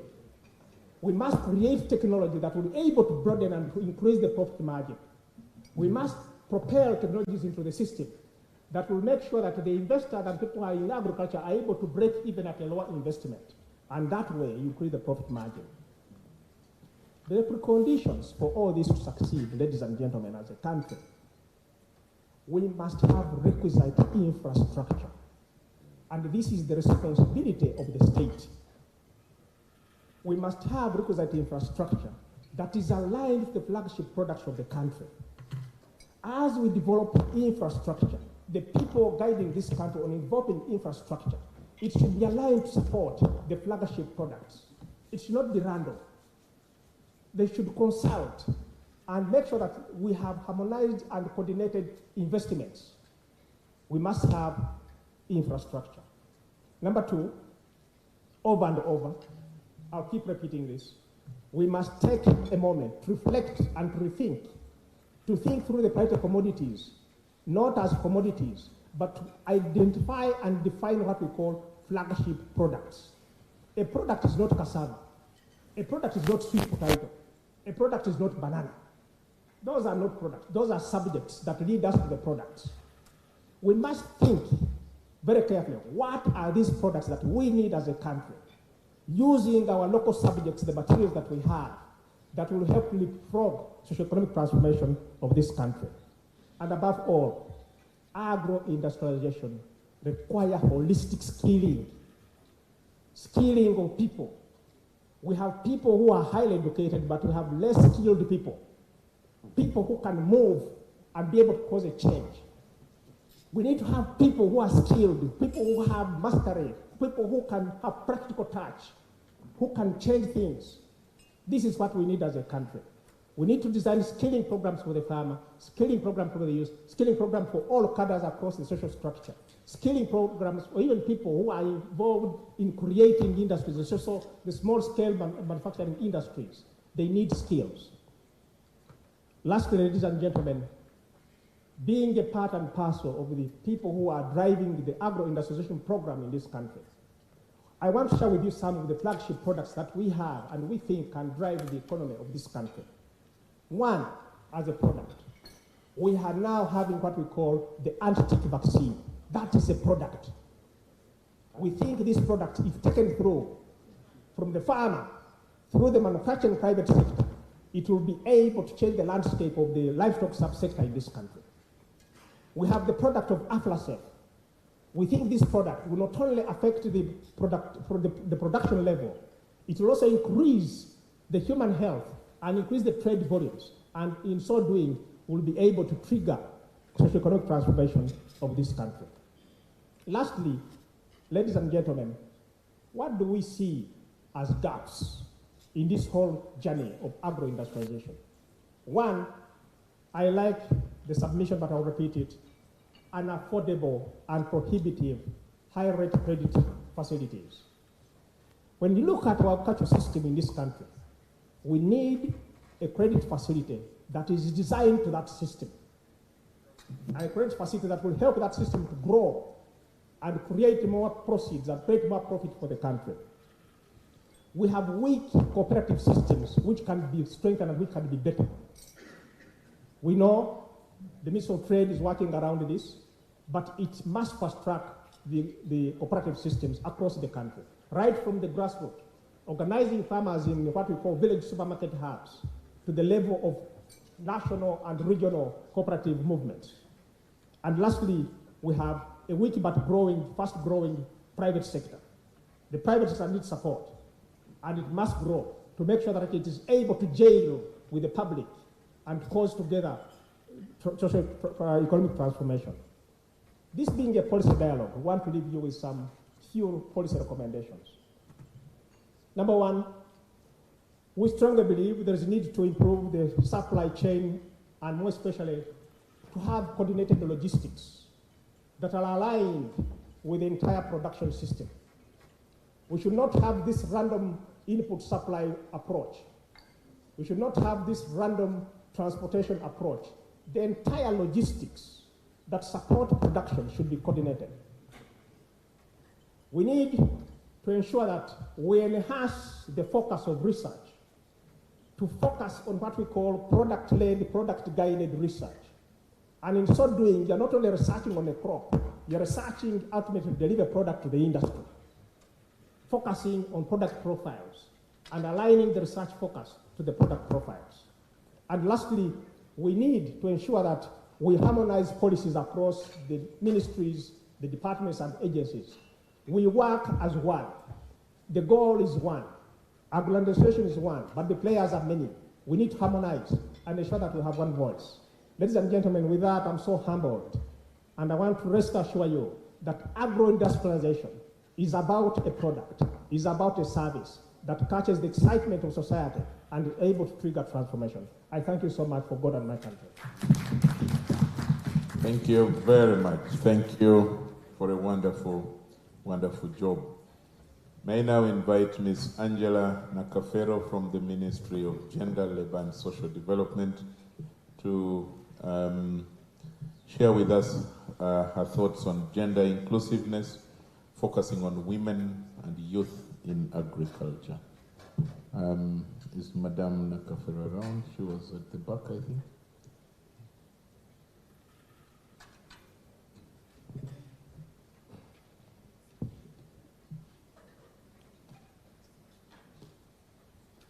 She's not here? She left. Oh, okay. Any representative for her presentation? Before I drop that and move to the next, is Marcus around? Marcus Pryor from World Food Program, not here? Okay, then allow me then invite Ms. Agnes Chiravo, the Executive Director of the Food Rights Alliance, and she's going to talk to us about looking at the theme of this World Food Day. What must the government do to ensure that the theme for the World Food Day is met in Uganda? Agnes, you're most welcome, ladies and gentlemen. I know you are taking your late breakfast, tea, and all that, but you can still spare a hand to clap for our presenter. Thank you. Okay, thank you so much, Charles. Distinguished guests, ladies and gentlemen, all protocol observed, good afternoon.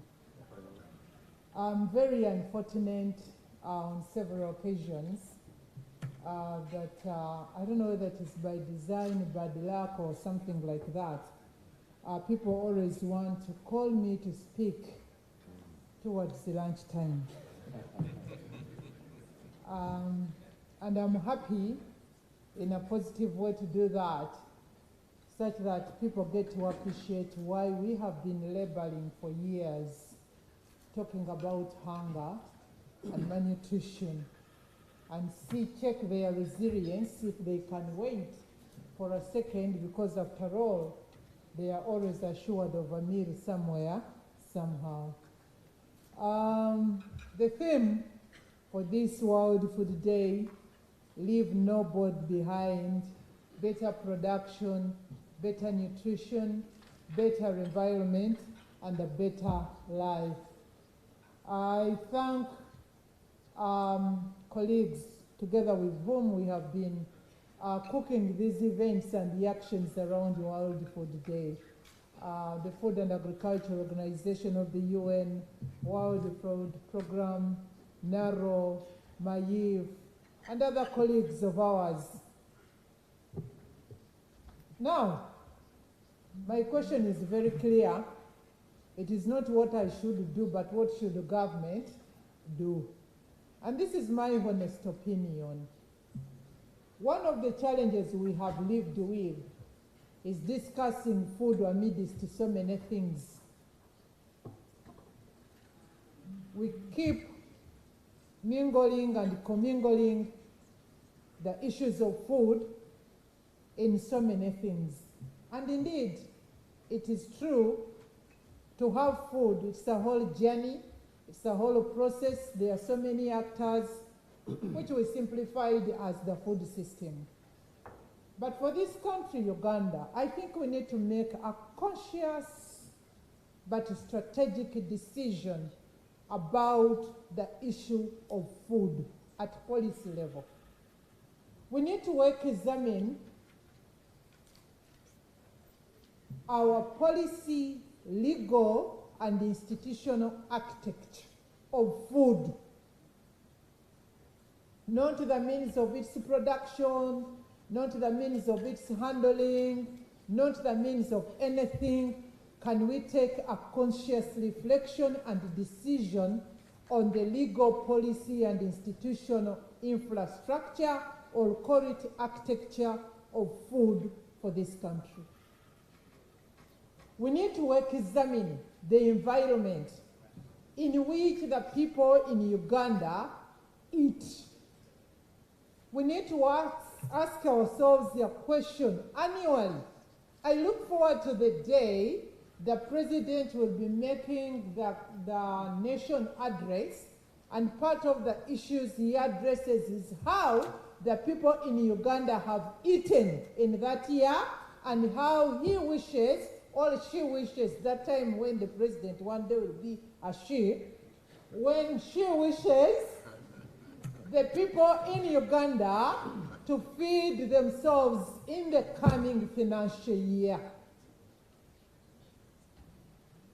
The time we are taking Charles and colleagues and comrades in this struggle without asking ourselves that key question at the policy level, we are going to end up talking about 1,000,001 things, and we live with 1,000,001 or so people that are hungry. For instance, when people who are starving in Karamoja, who are we supposed to hold accountable? When people eat unsafe food, who are we holding accountable? I heard was it you, Charles, who said we drew billions? No, it was my teacher, Dr. Rukunda. We drew billions from our treasury as an emergency to go and address the hunger in Karamoja.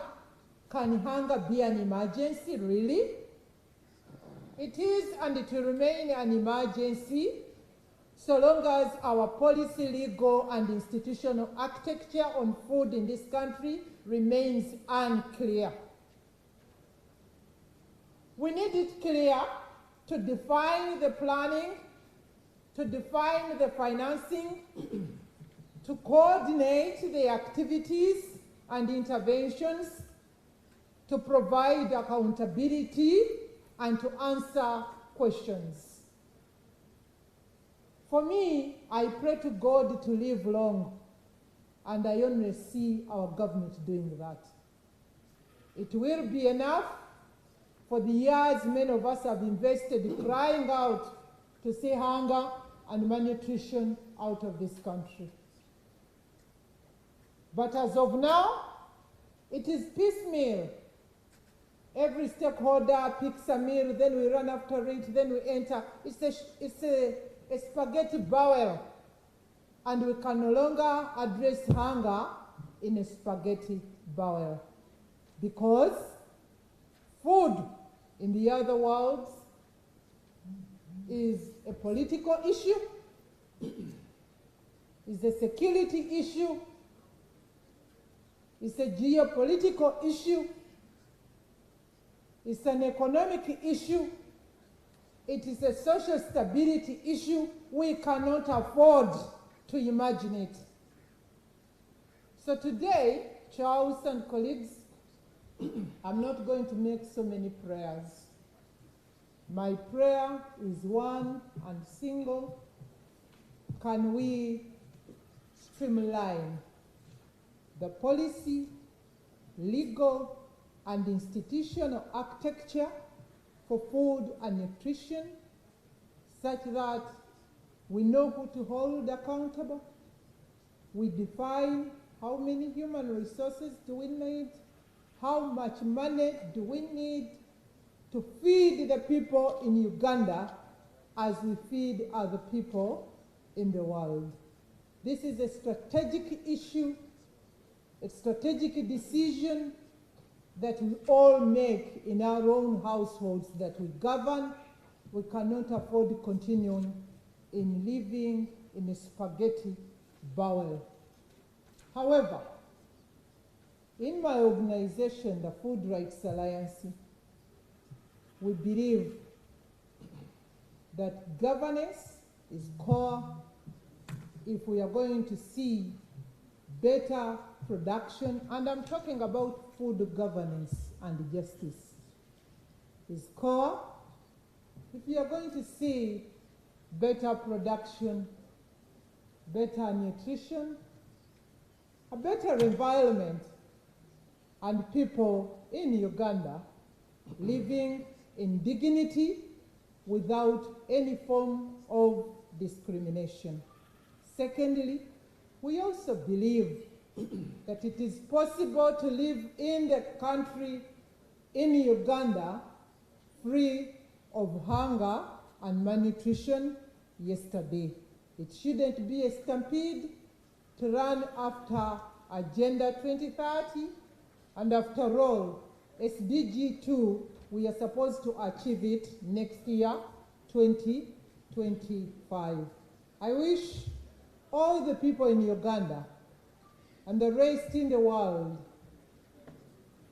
a happy World Food Day, while we are taking conscious actions at individual level and a collective prayer to our government to define the policy, legal, and institutional architecture for food and nutrition in Uganda.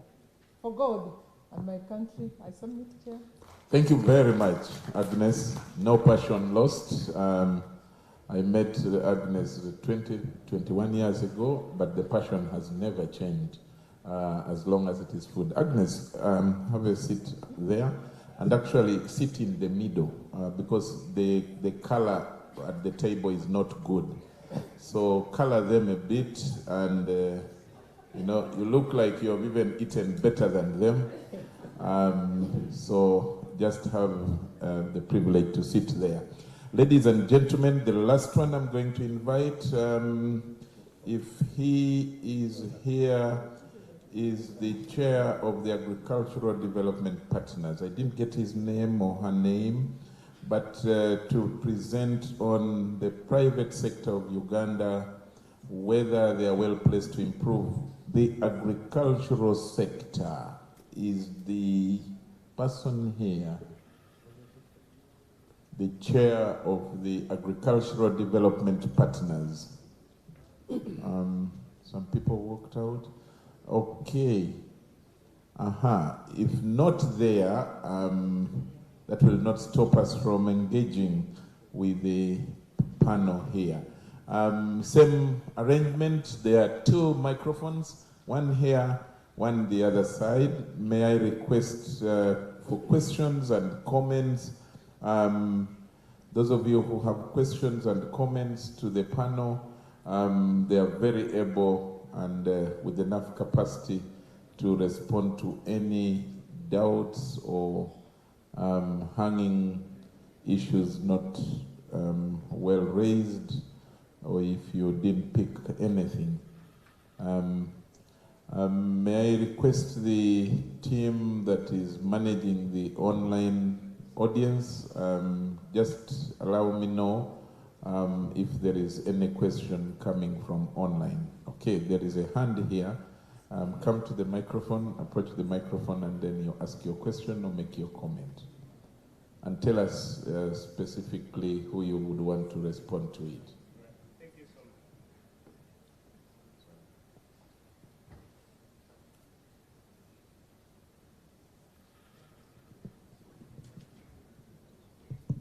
much. Thank you so much, Charles. Protocol observed. My name is Musana Nice, and I work for CRT in Uganda. My question is directed to Dr. Baguma. When we were growing up in primary school, most of the things we were learning about food, we had food crops and cash crops. There is a disparity which is lacking right now in the country, that people are going more for the cash crops and abandoning the food crops. Today is being World Food Day. I mean, the next day, we are celebrating World Food Day, yes. Oh, yes. So sorry about that on Sunday. I know. So, I want to understand the policies that are surrounding the regulation of food crops and cash crops. We are seeing an increase in prices of sugar, but complaints come that this is caused by the middlemen who are actually exploiting the farmers to get permits to cut their sugar canes. But right now, there's a drop in the production of sugar canes, and the price of sugar is going up. That calls for policies to regulate such outcomes. So I would like to pose a question. What can the research, what policies are favorable that can contain such an issue? Thank you. Thank you. Another question?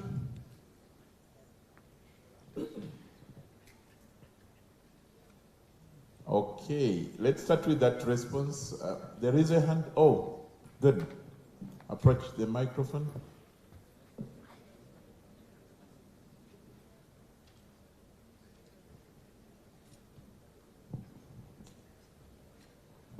Thank you very much. My name is 𝐏𝐨𝐥𝐝 once again. I am a journalist working with dailystylev.com. I have two questions to Dr. Baguma also.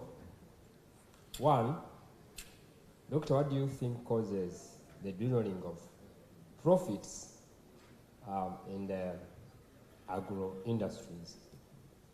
Then two, you talked about that we should look at 3 products.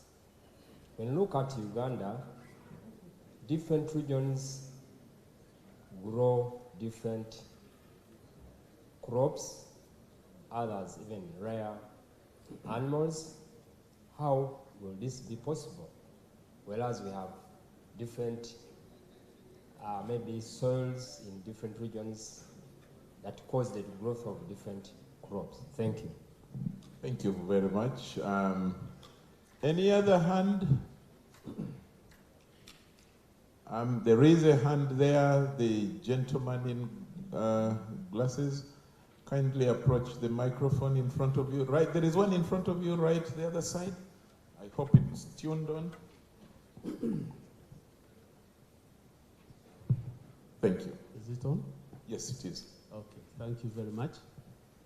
My question, I'm called 𝐏𝐨𝐴𝐥𝐝. I work with the delivery unit here in OPM. I would like to pass a question to Dr. Waguma. The last time I had a discussion with Dr. Waguma was in China. We had met there one time and we had hot discussion about technology. He used to say that seeds, creating seeds is a technology, and I was saying it's not. Me being a mechanical engineer, I say that maybe producing machines is technology. But now I agreed, sir. I believe that producing seeds is a technology. But my question now is, most of the technologies we know, the new technologies, are attractive. When technologies come, people rush for them. Japanese cars, internet, software is attractive. People go for it. I wonder why our Ugandan seeds are not being attractive to the farmers. This is a question I ask. Are they really good enough to be attractive? I don't know the answer, but I somehow question myself. Is there an issue with them? And maybe I need to be guided about that. The second question I have is about training. This question is not necessarily directed to Dr. Waguma, but it's a question I normally ask people whenever we have engagement, because every time we hear people saying, we need to train people, government needs to train people. Now I normally ask people, you who wants to train people, are you already knowledgeable enough to pass the right knowledge? We need to ask ourselves, including me, in my own area, do we have the knowledge? We normally say we train. We didn't first ask ourselves whether we have the skills to pass over before we promise to train people. Thank you. Thank you very much. Can knowledge at any one time be enough? Whoever holds it, whatever you are doing. Good question, and I don't know who will answer it, maybe Dr. Rukundo or any of the members in your different fields, because it is a very broad question in terms of the holding of knowledge. Any other? I need to revert to the panel if there is no additional hand up. My colleagues, the journalists, have eaten and they have no question about what they have just eaten. That's also okay. Yes, there is a hand there. Kindly approach the microphone just on your left.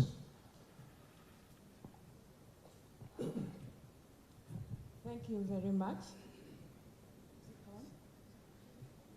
Thank you very much. Mine goes to the person who talked on behalf of the farmers. When I was growing up, Kenneth? When I was growing up, and even my parents used to tell me that there was a policy that every household would have a food security crop, okay, a cash crop, maintaining soil and water conservation. And today, I don't know what has gone wrong. Maybe we need to have a policy to change mindsets of the farmers. A lot has been done, okay? A lot has been done. And you find many of these farmers who we think are cooperators, they are not doing anything. What can be done? Thank you very much. Okay. Oh, there is one. Let's have that as the final one.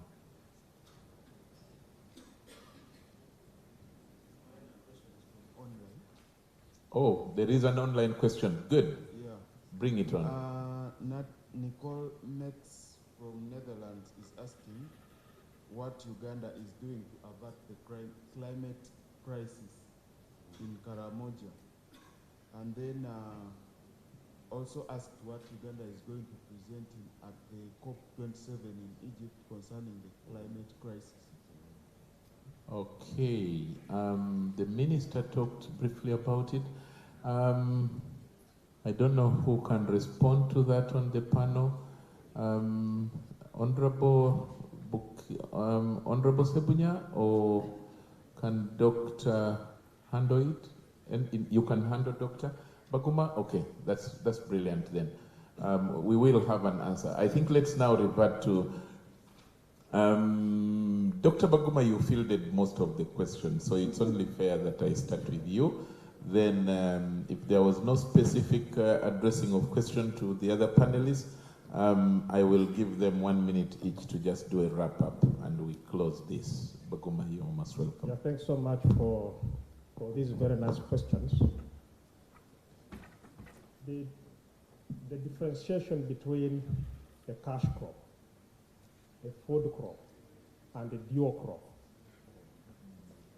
Actually, when I was in primary school, I failed that question.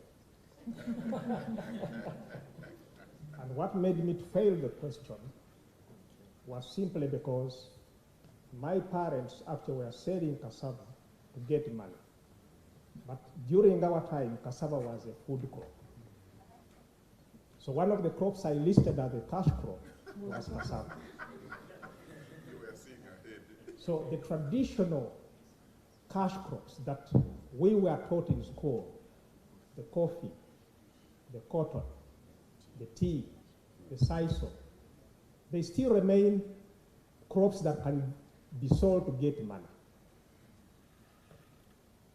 The traditional food crops, maize, beans, cassava, mentioned them, they still remain key and fundamental and at the heart of food security and as food crops. But they have emerged as new candidates for cash crops. And I want to give you a very clear example of cassava. Cassava for so many years was associated with poverty, a crop of the poor. In any case, if you were found eating cassava, you would tend to hide. It was surrounded with a lot of stigma. But today we know cassava is surrounded with a lot of excitement. We have a beer that comes from cassava, and it stimulates excitement. Today, as we talk of cassava, cassava has penetrated even the confectionery industry. The number of breads, the number of products on the market that are having blended flours using cassava. Today we know cassava even as a crop. If you didn't know cassava, the glucose and the sugar that come from cassava are used to coat some of these tablets that we take. It is in the pharmaceutical industry. When you look at the linings in the airplanes, the glucose that is used, the sugar that is used in those airplanes is made from cassava. So the status of the crop can only be defined at a given time. There are those that have a dual status, there are those with a single status, and there are those that actually as we go along, most of the crops will assume a dual status. So that question will depend always as we go along. However, there are key fundamental crops that can always be focused on to ensure that the issue of food security in holistic sense is attained. The question on why are we experiencing steadily decreasing profitability in the agriculture subsector? The answer by correlation is simply because increasingly we are having increasing cost of production. And the increasing cost of production is being occasioned by the fact that farming in this country is largely manual. We should get concerned. We should actually get genuinely concerned to depart very fast from this manual-led farming. We must mechanize the entire production system. Why should we as a country, with all the soils that we have, import starch from cassava from Thailand when we grow cassava here? It is simply because the production cost to produce a unit of starch in Uganda is far above the production cost to produce a similar unit in Thailand. And for whoever is interested in profit, he's left with no option, rather to import from Thailand and leave the product in Uganda. What can we do? We need to mechanize the production system. And that's key in our effort to agro-industrialize. The issue of the flagship products, we should not get lost in the diversity we have in the country. And I must repeat that. Uganda as a country is the 6th most diverse country in the whole world. Uganda as a country is the 2nd most diverse country on the African continent. But we should take a moment to analyze our diversity and find out which is that commodity that will either singly or in combination or a pool of commodities lead to a product. Starch is not limited to cassava. Starch is not limited to maize. Starch is not limited to sweet potato. Starch is not limited to potato. If the product is starch, different communities from the country, the Kabale people will produce the potato. People from northern Uganda, northern eastern Uganda produce the cassava. People from central, people from Kasese will produce the maize. Ultimately, the product is starch. I will repeat over and over. It's not about the commodity. It's about the ultimate product. We need to have a different thinking, a different approach to agro-industrialization. We need to depart from commodities. Commodities are subjects to help us deliver a product, to help us define a product. And it means, therefore, as a country, if we define a product, we have the opportunity to maintain this product because it is being fed through from different corners, from different sources into a single product. I will repeat, it is the product, it is the service that defines agro-industrialization. The issue of, this is a very interesting question.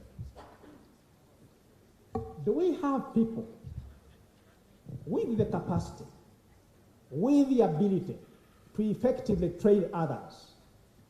The answer is yes and no. Not every trainer is a trainer, and not every teacher is a teacher. For one to be able to train others, he must have authority in his field. He must be an authority. But he must be gifted with the talent to release that information in a manner that others can understand. You may be fully educated, but you may not have the capacity to release that information in the manner others can take and understand. And that makes a difference between he who can train and he who cannot train others. What does it mean? We need to very carefully identify the people with the capacity and the talent to train others. And where there is a gap, we need to accept that we have a gap. And we tap into resources because we are living in a global world, in a global world. And make sure that this one world, we tap resources from wherever we can to help grow our own. This is a steady process. And I want to assure you, where there is knowledge, where there is capacity, there is an opportunity to rapidly leapfrog socioeconomic transformation. And why? It is because where there is knowledge and where there is capacity, there is innovation. And where there is innovation, there is an opportunity to transform. Lastly, Chair, what are we doing for the Karamoja sub-region with regard to climate change? As NARO and as a country, we have a heavy program on breeding for what we call drought resilience. Today, as NARO, we've been able to come up with a number of crop varieties that can be well grown in drought-prone environments, Karamoja inclusive. As NARO, we have a program of developing what we call land sustainable management practices, which range from different land terrains or landscapes, Karamoja and the hills. And all these programs put together and others constitute a package that can present a possible kind of management practice to manage the climate change challenges surrounding people in Karamoja and other locations in this country. Chair, I submit once again, and I thank you all for listening to me. Thank you very much. If I haven't picked many others, the one on training and the core competencies, I have really kept that. Yes, you must be an authority, but you must have the special skills to release that knowledge to others. Very important. May I now invite Kenneth, sorry. You also had a specific question directed at you. Respond, and then I will come to Agnes and Dr. Baguma, and then we end it there. Thank you, moderator. I think if I got the lady that asked the question very well,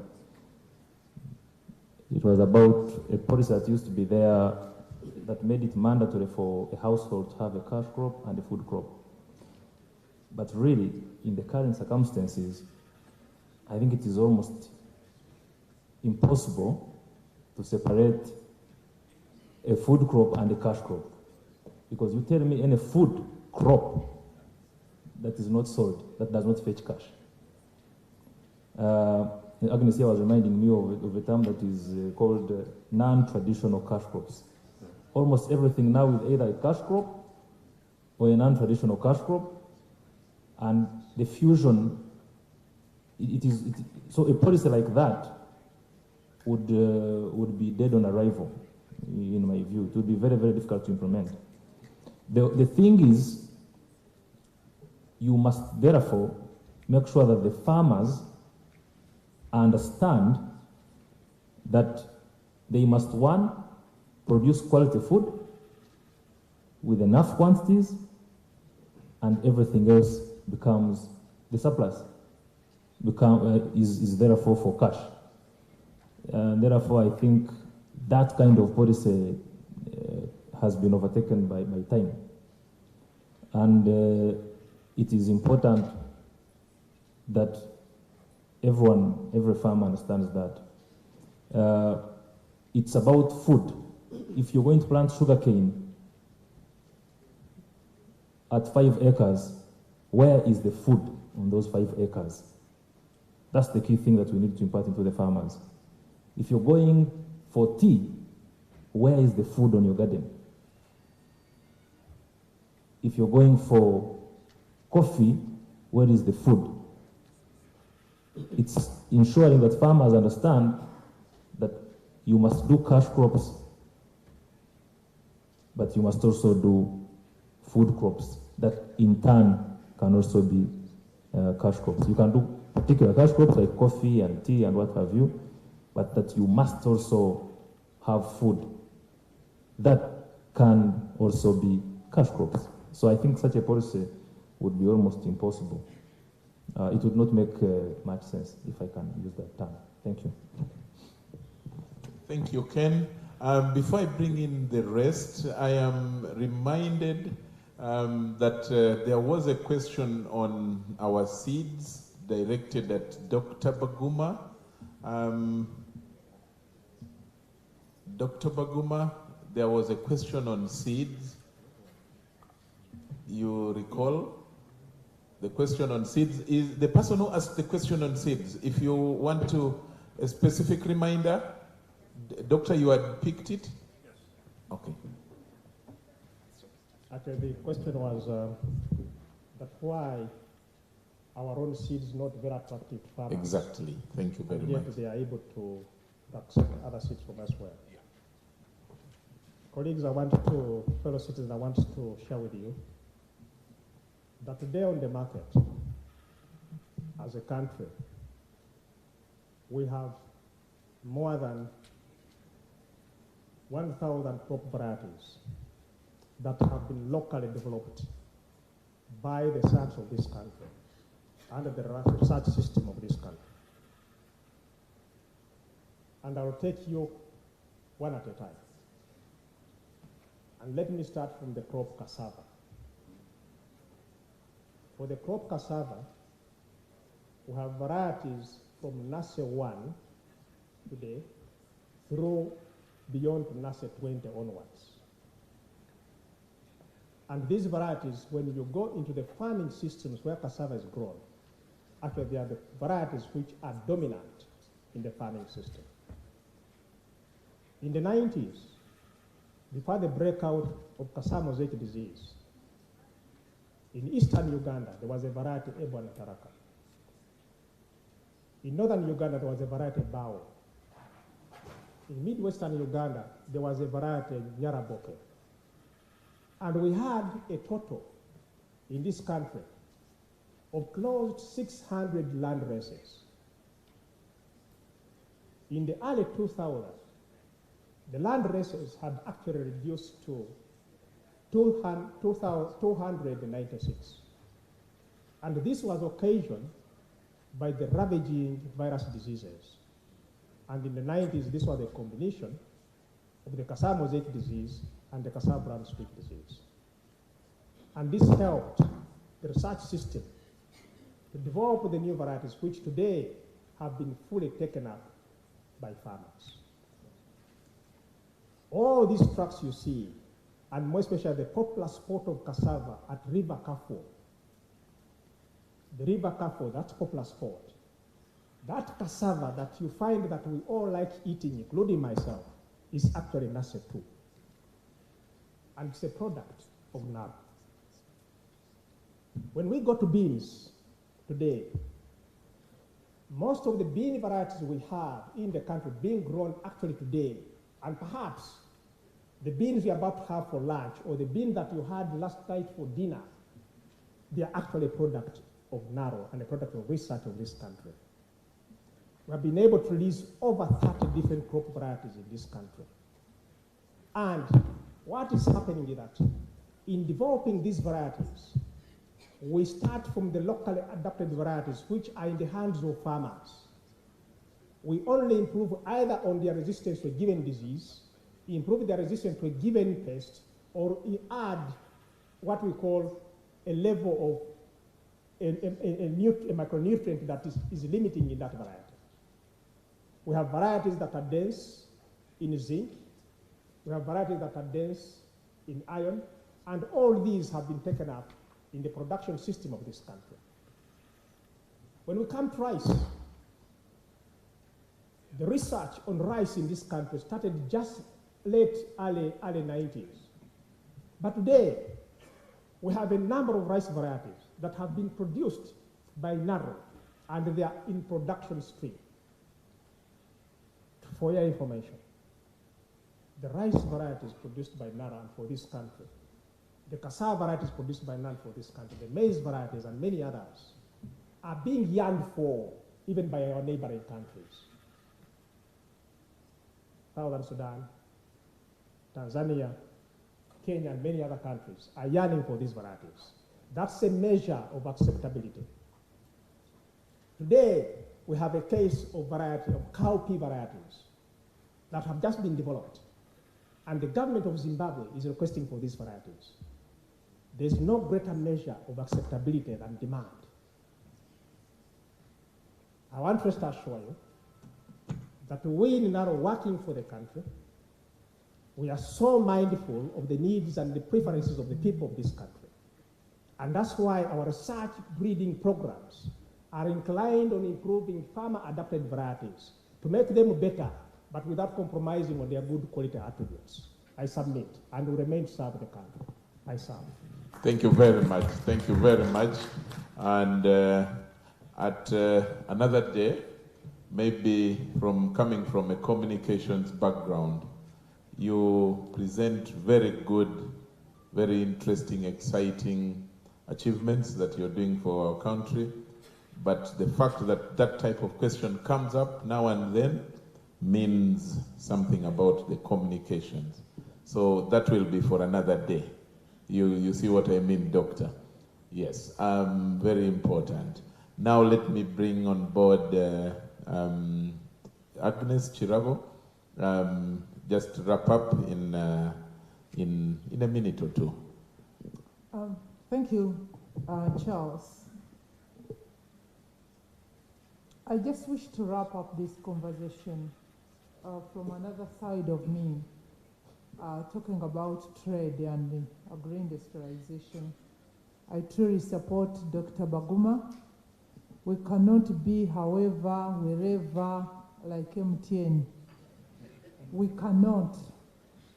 A country, and worst of all, a poor country like us, we cannot say we are going to industrialize wherever, however, because one of my, what should I say, my role models in international trade is Professor Yash Tandon. He wrote a book, Trade is War. And indeed, trade is war. It is not a ballroom dance.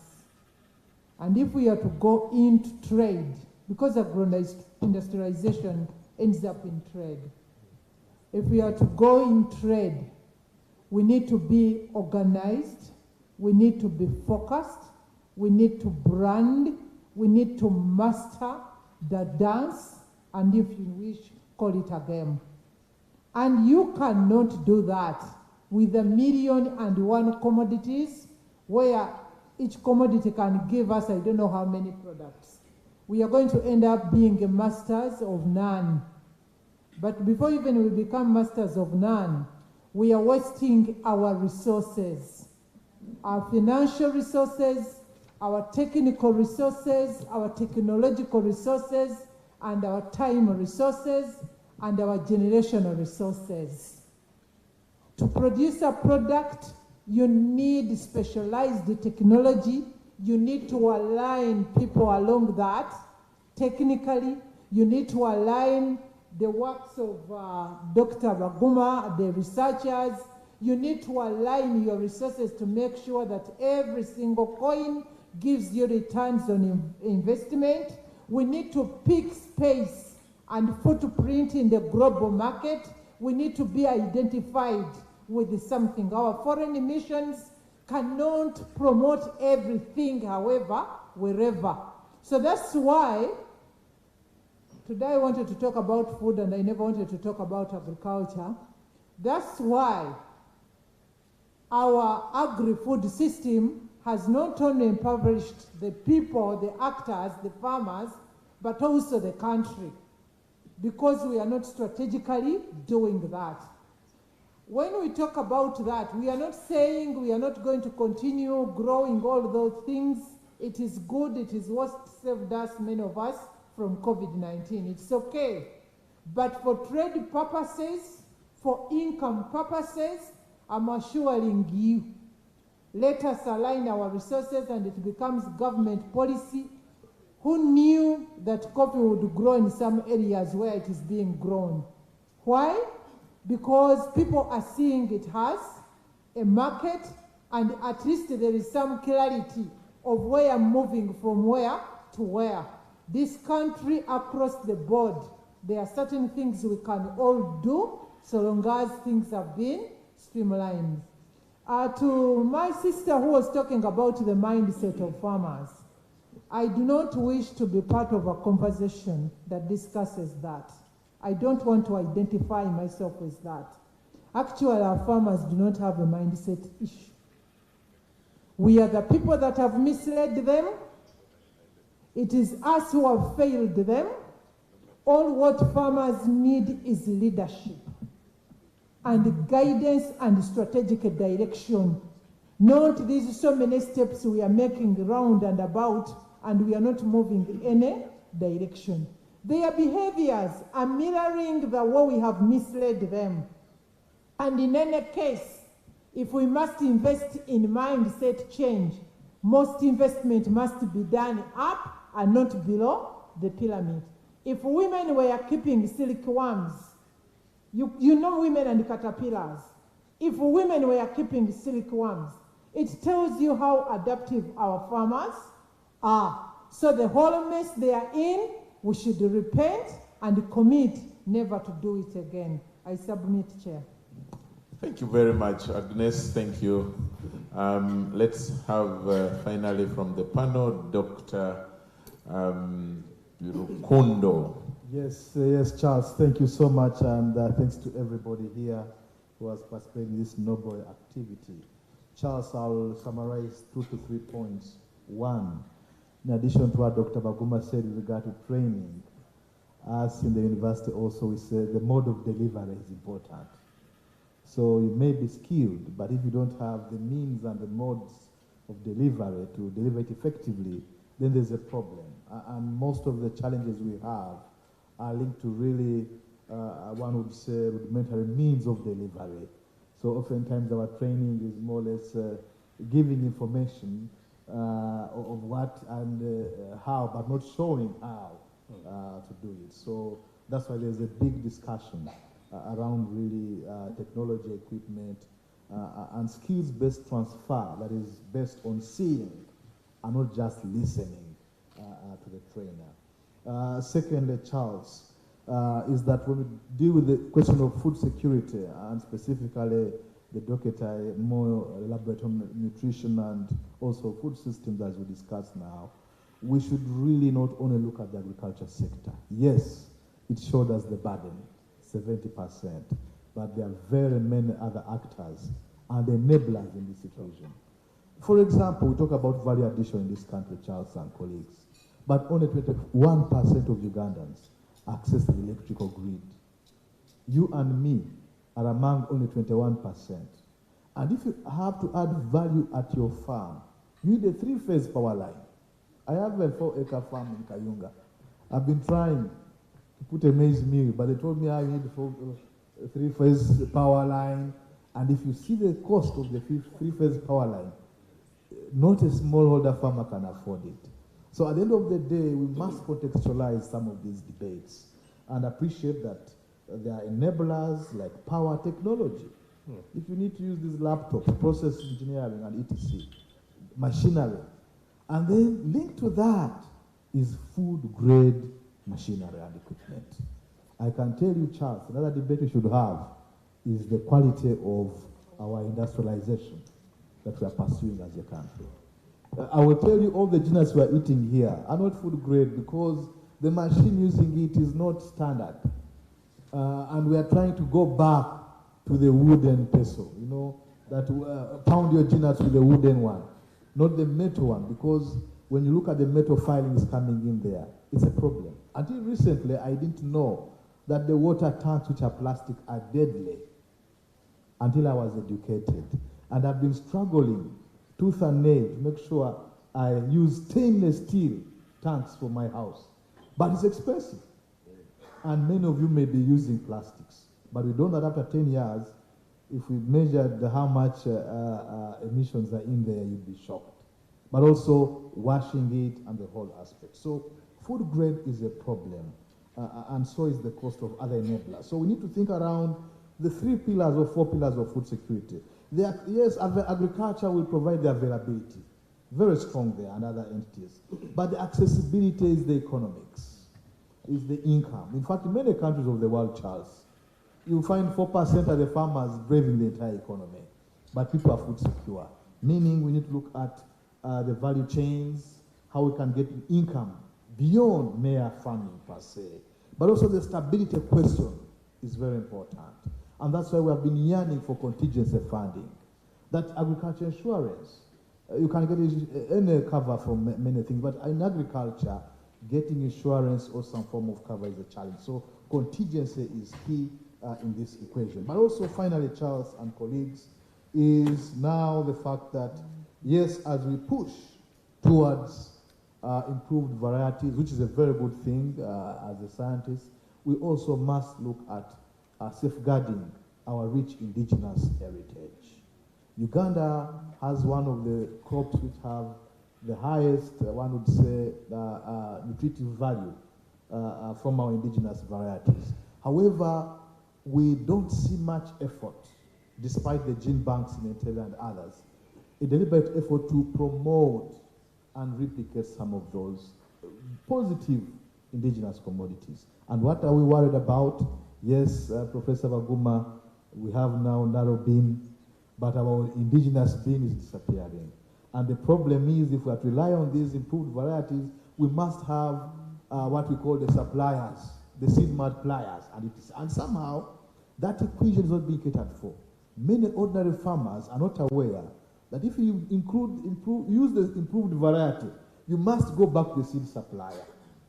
Some replant the seed, and then they have crop failure, and they wonder what's happening. That's why they don't like our seed, because they lack the knowledge around which seed variety are you using. But also, I know that my brother, Dr. 𝐾𝐢𝐚𝐥𝐲, the breeder, and we discussed the other day, and we said, is it possible that it's not being mixed up on the market? And then he said, well, our aim is to have this improved one, ultimately. Then we said, what if I want the indigenous one? So again, these are debates in science that we can have, but I think that rich heritage, the original chicken from Teso, you cannot find it in other countries. So as we promote good chicken, let's also look at the Teso chicken, the mango, the teju juice we're having, so that we have that Ugandan commodity that we can promote as made in Uganda and therefore rich for Uganda. And finally, Charles, producing using nature-positive production. That our agriculture system in Uganda today is using more energy to produce less food, like Dr. 𝐏𝐸𝐴𝐵𝐿𝐴 said. So we see we are using a lot, but we are producing less. We have not harnessed our full productivity potential, and therefore the need for industrialization, but also addressing the forward and backward linkages. For example, we are talking about one particular program in Uganda which could be very key for food security: school feeding, homegrown school feeding. If all schools in Uganda procured food from the local farmers in their communities, we could see mass production of food, and therefore farmers would get income, our children would grow very well. So we need to look at some of those linkages, but also contiguous food reserves for cushioning price stability. Because we see a lot of inflation in this country of food, but our cereals, our strategic reserves, which would really act as a buffer stock, are missing. And many countries have them. Go to Tanzania, Rwanda, all these countries. I know it's a debate in parliament, but I think it's high time we consider the economic potential and relevance in terms of food security of national strategic reserves, especially for key commodities like the grain, the cassava, and it is to ensure prices are stable and the ordinary farmer is able to benefit. Thank you very much. Thank you very much. Thank you very much, Dr. Rukundo. Ladies and gentlemen, I wish to invite you. Let's give a huge clap for these amazing presenters. Mr. Kenneth from the Federation, Dr. Rukundo from Chambok University, Chirabo Agnes from the Food Alliance, and Dr. Baguma. Thank you all very much for sharing with us your knowledge. We now need to do a wrap-up, and I wish to now invite the Honorable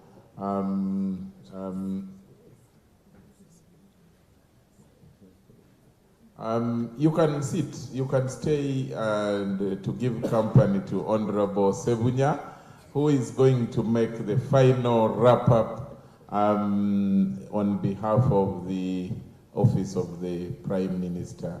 He is representing the Permanent Secretary, Office of the Prime Minister. You're most welcome, Honorable.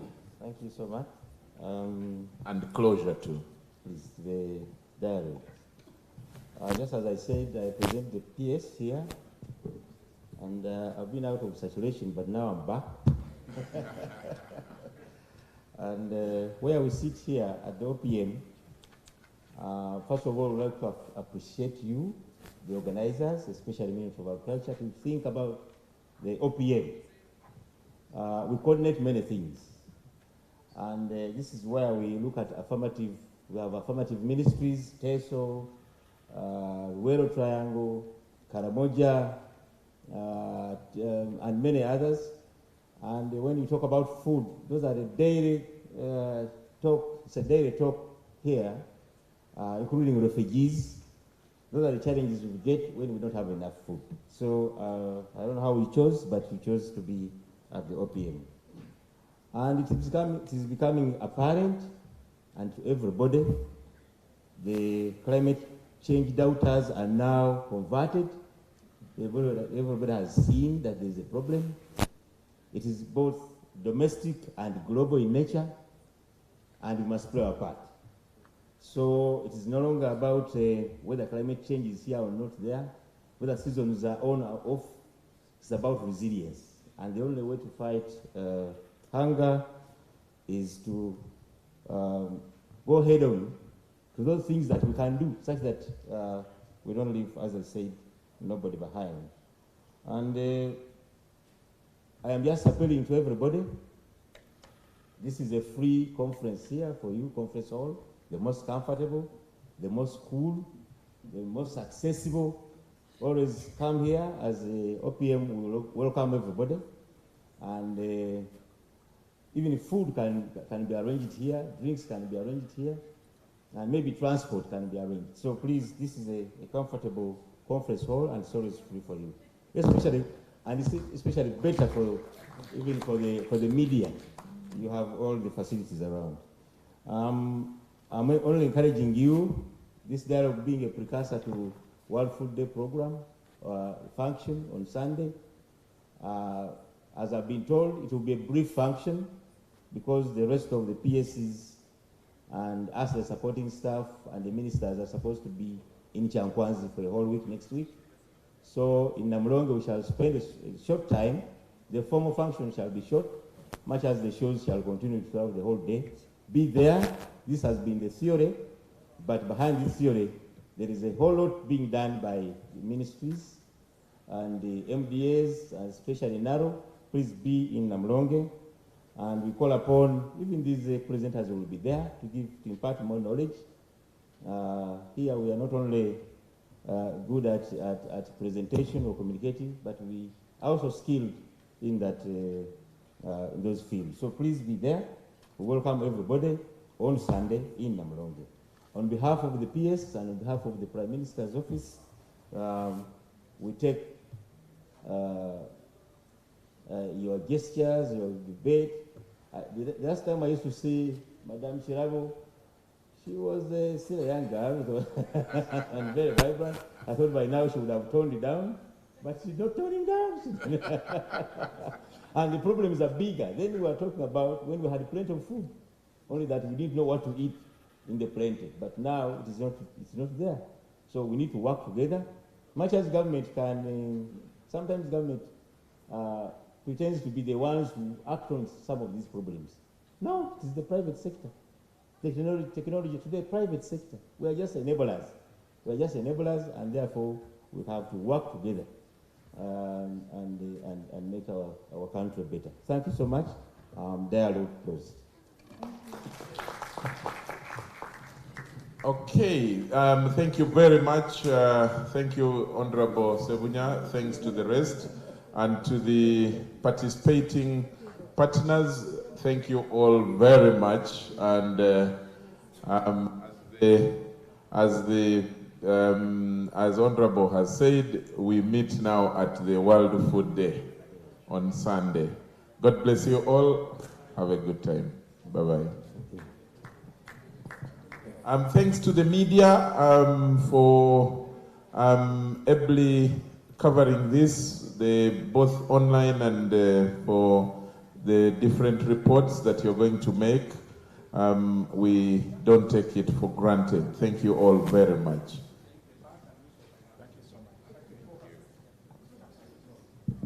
Mr. Moderator, the person who was asking about the country on what we're doing about the climate change, as we were told by the Deputy Prime Minister, the President is going to speak to the environment very soon, and also COP27 in Egypt, we shall be there, and we are working on the forest partnership, and I think everything is going to go well. Thank you.